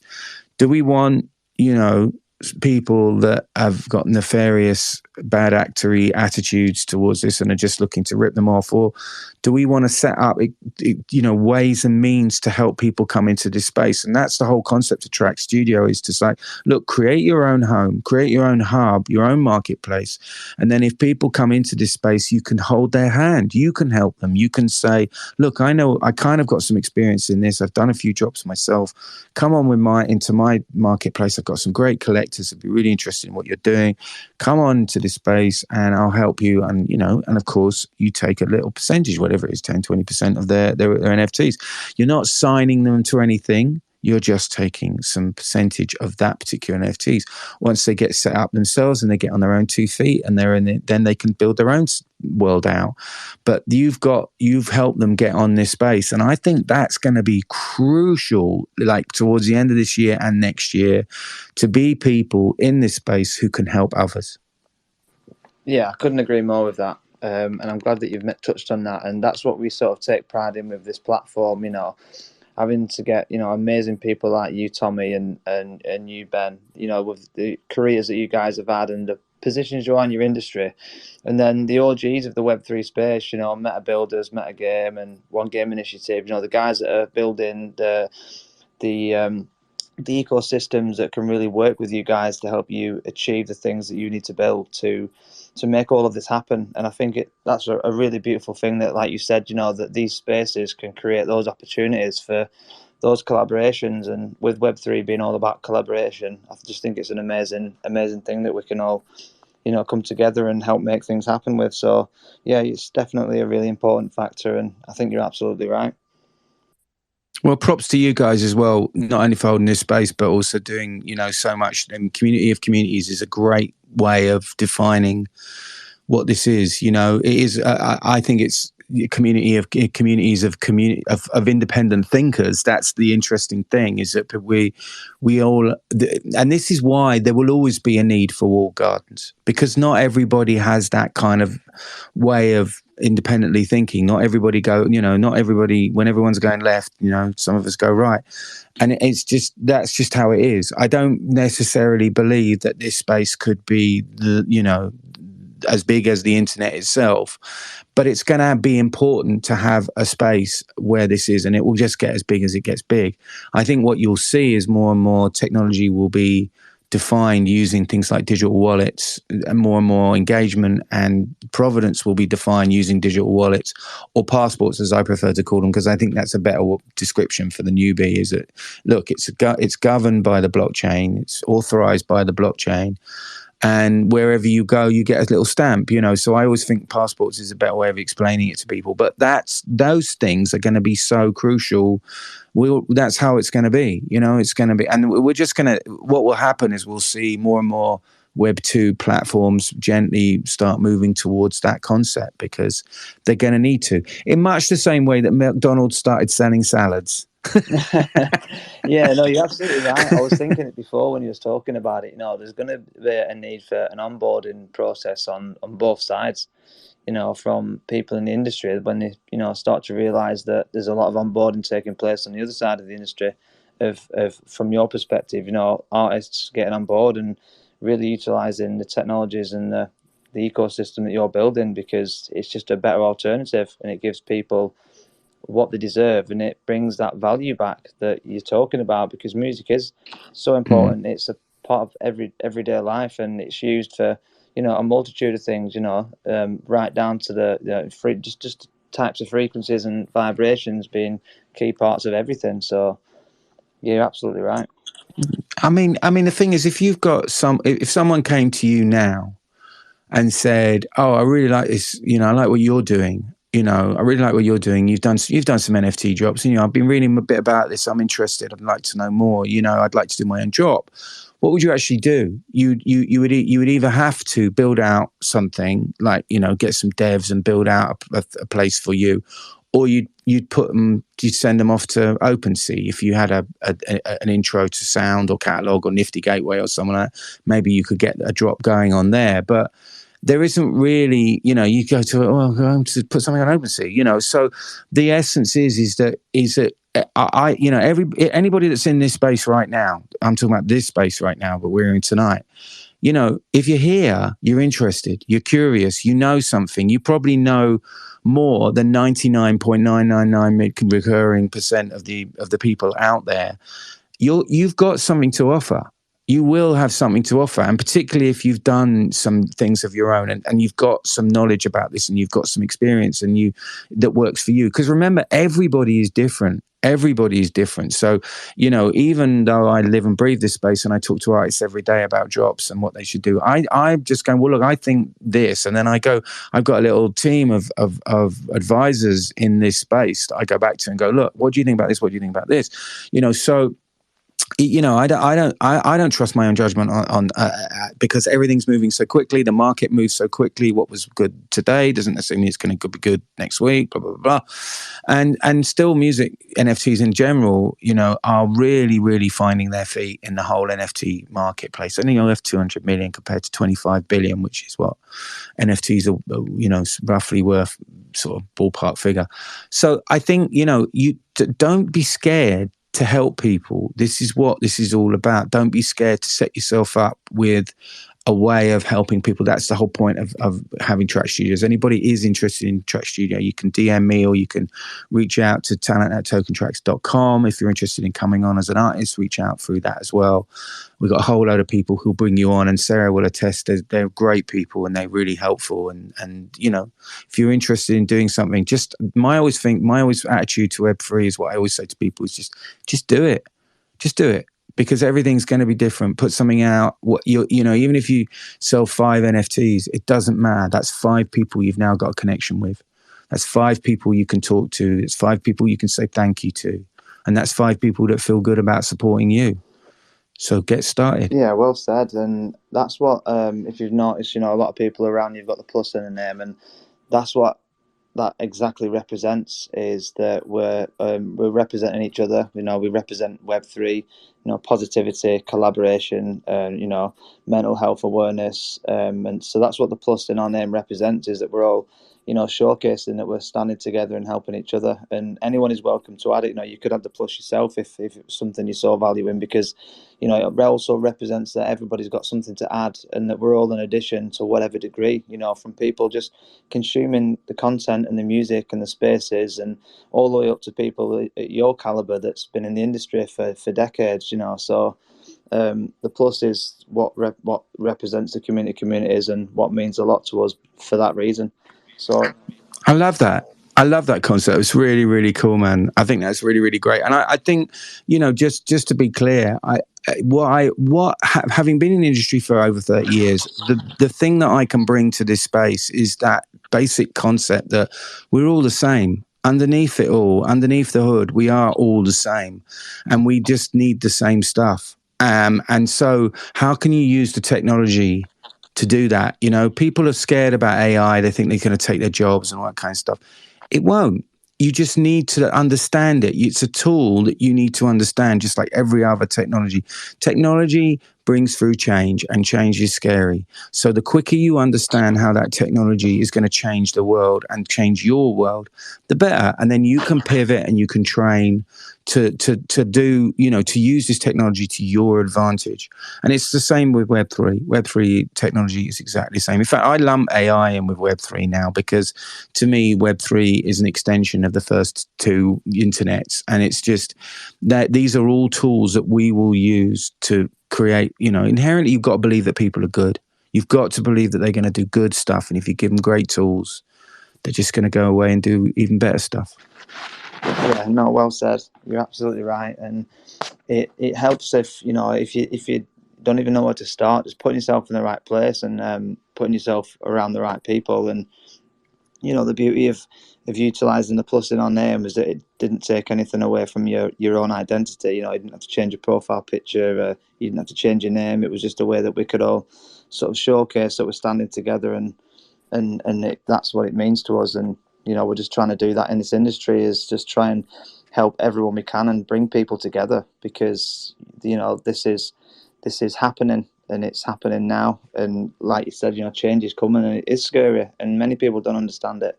And, you know, I'm still learning every day, and it's because of opportunities like this that, you know, we get blessed to learn from people that have got decades of experience. And, you know, that means something. And, you know, that, again, that's you coming into an environment like this and adding value. So yeah, if adding the plus to your name was something you want to do, we'd all be honoured by it, but no pressure. As long as Elon allows me.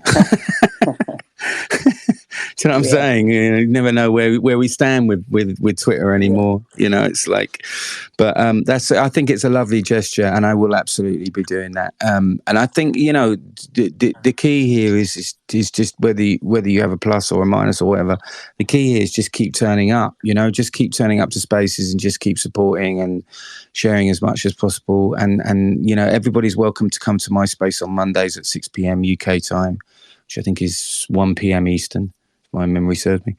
And yeah, because we talk about a lot of stuff around this. Last week we had a really interesting conversation all about innovation within NFTs. There's lots of really cool music projects that are coming out, like Sarah's is a main one, you know, that are doing really utilizing all the technology and utilizing concepts around scarcity and rarity through Web3, you know, vibes to come up with really, really great innovation. And also then you've now got music artists that are continuously adding to their drops to bring value, which is actually more than can be said for most PFP projects. You know, when you see the amount of utility that gets added by musicians, you know, they're always doing gigs, they're dropping extra things that, you know, you get this, that, and t'other, you get freebies, you know, you get free merch, blah, blah, blah. And you know, and you look at, like, you know, no names, but you look at some of these big blue chip PFP projects and you're like, well, what are you actually doing with all this money?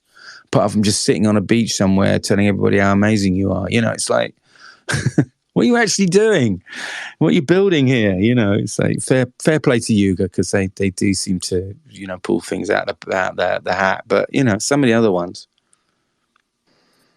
Yeah, no, absolutely. And yeah, you couldn't be any further from the truth. And I think together, and, you know, through the amazing things that you guys are building, that change can happen, and it can happen in a way that, you know, people from every angle can learn to utilize without it being detrimental to the industry.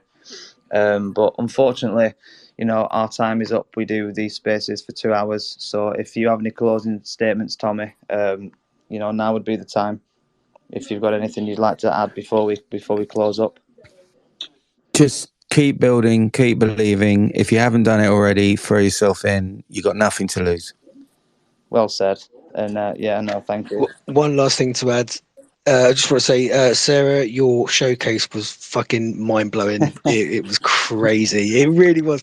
I mean, the thing is, I'm in the room with two other people that were there, and I'm sure we could all, agree that that was crazy shit. Yeah, Sarah Main is crazy gifted, and watching her do what she loves, the way that she did it was just as entertaining in a good way as the music and the video as well. And shout out to you, Tommy, as well for supporting that and doing what you're doing in the position that you're in. I just think that that's iconic, and I think that that's massively underrated here. That with the position that you're in, and the money you've made in the industry, as you said, you didn't need to do that. You could have just kept doing what you were doing, but you've decided to do something that could potentially be a massive pivot in the industry and globally for the rest of our lives and our kids' lives. So huge respect for that, and we obviously appreciate your time tonight and coming here. It really means a lot.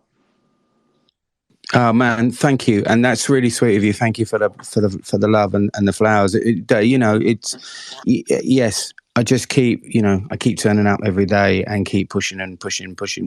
We are, I believe, on the cusp of something really, not just token tracks, but not just Web3, but really interesting. We are entering into a very interesting age, and we want to be in control of that. We do, and the only way you're going to do that is to get up and be counted. And make a difference yourself. As Michael said, I'm looking at the man in the mirror. You sure did, and you're sure right. Absolutely.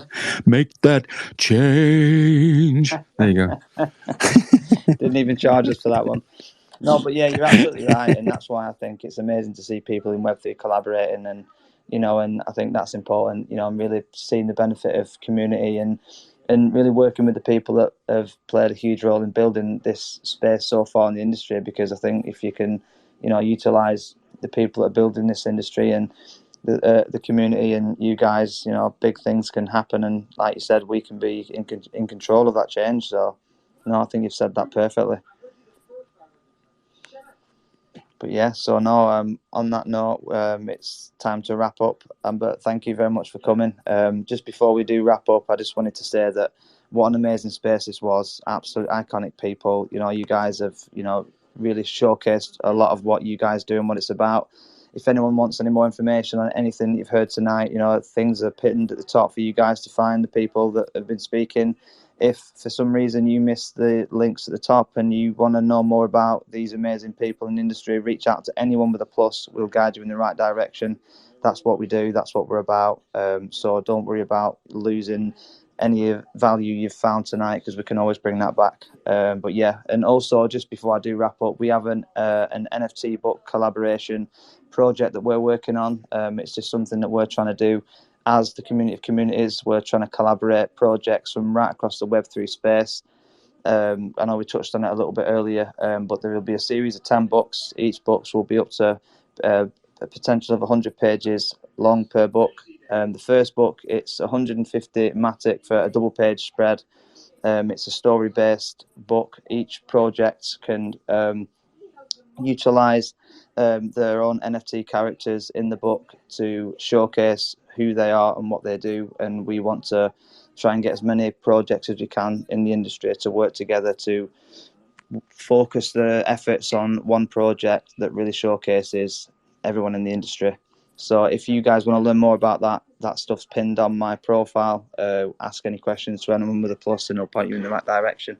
But on that note, thank you very much, and a big shout out to Meta Builders, our sponsors for all of our spaces. These guys provide all Web3 services in the industry. They do an incredible job of that. They do an even better job of onboarding people. Like Tommy was saying, these guys put a lot of effort into really helping everybody learn about the space, learn about the industry, and do it in a way that makes it sustainable for them and really teaches them the skill sets that they genuinely need for the way the world is going. So huge shout out to those guys as well. So massive thank you to them.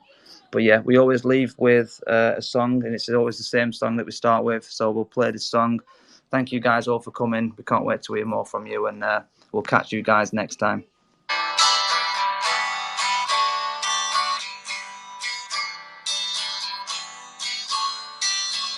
Don't you know Talking about a revolution sounds.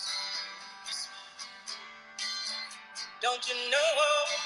Talking about a revolution sounds. While they're standing in the welfare lines, crying at the doorsteps of those armies of salvation, wasting time in the unorganized, sitting around waiting for a promotion. Don't you know? Talking about a revolution sounds. Who people gonna rise up, get there, yeah?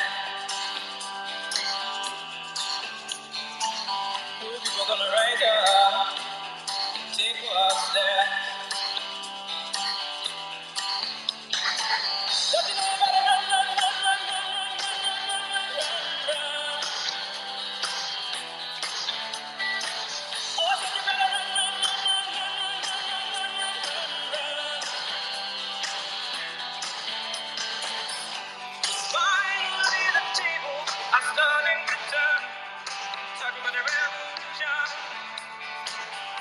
Finally, the tables are starting to turn. Talking about the revolution. Talking about the revolution. Standing in the welfare line. Crying to those observers, armies of salvation. Wasting time in the unorganized. Sitting around waiting for a promotion. Don't you know? Talking about a revolution sounds. And finally the tables are starting to turn. Talking about a revolution. Yes, finally the tables are starting to turn. Talking about a revolution. No. Talking about a revolution. No. Talking about a revolution. Thank you so much, guys. Appreciate you coming. And just remember that if you've got the plus, you're one of us. Catch you next time.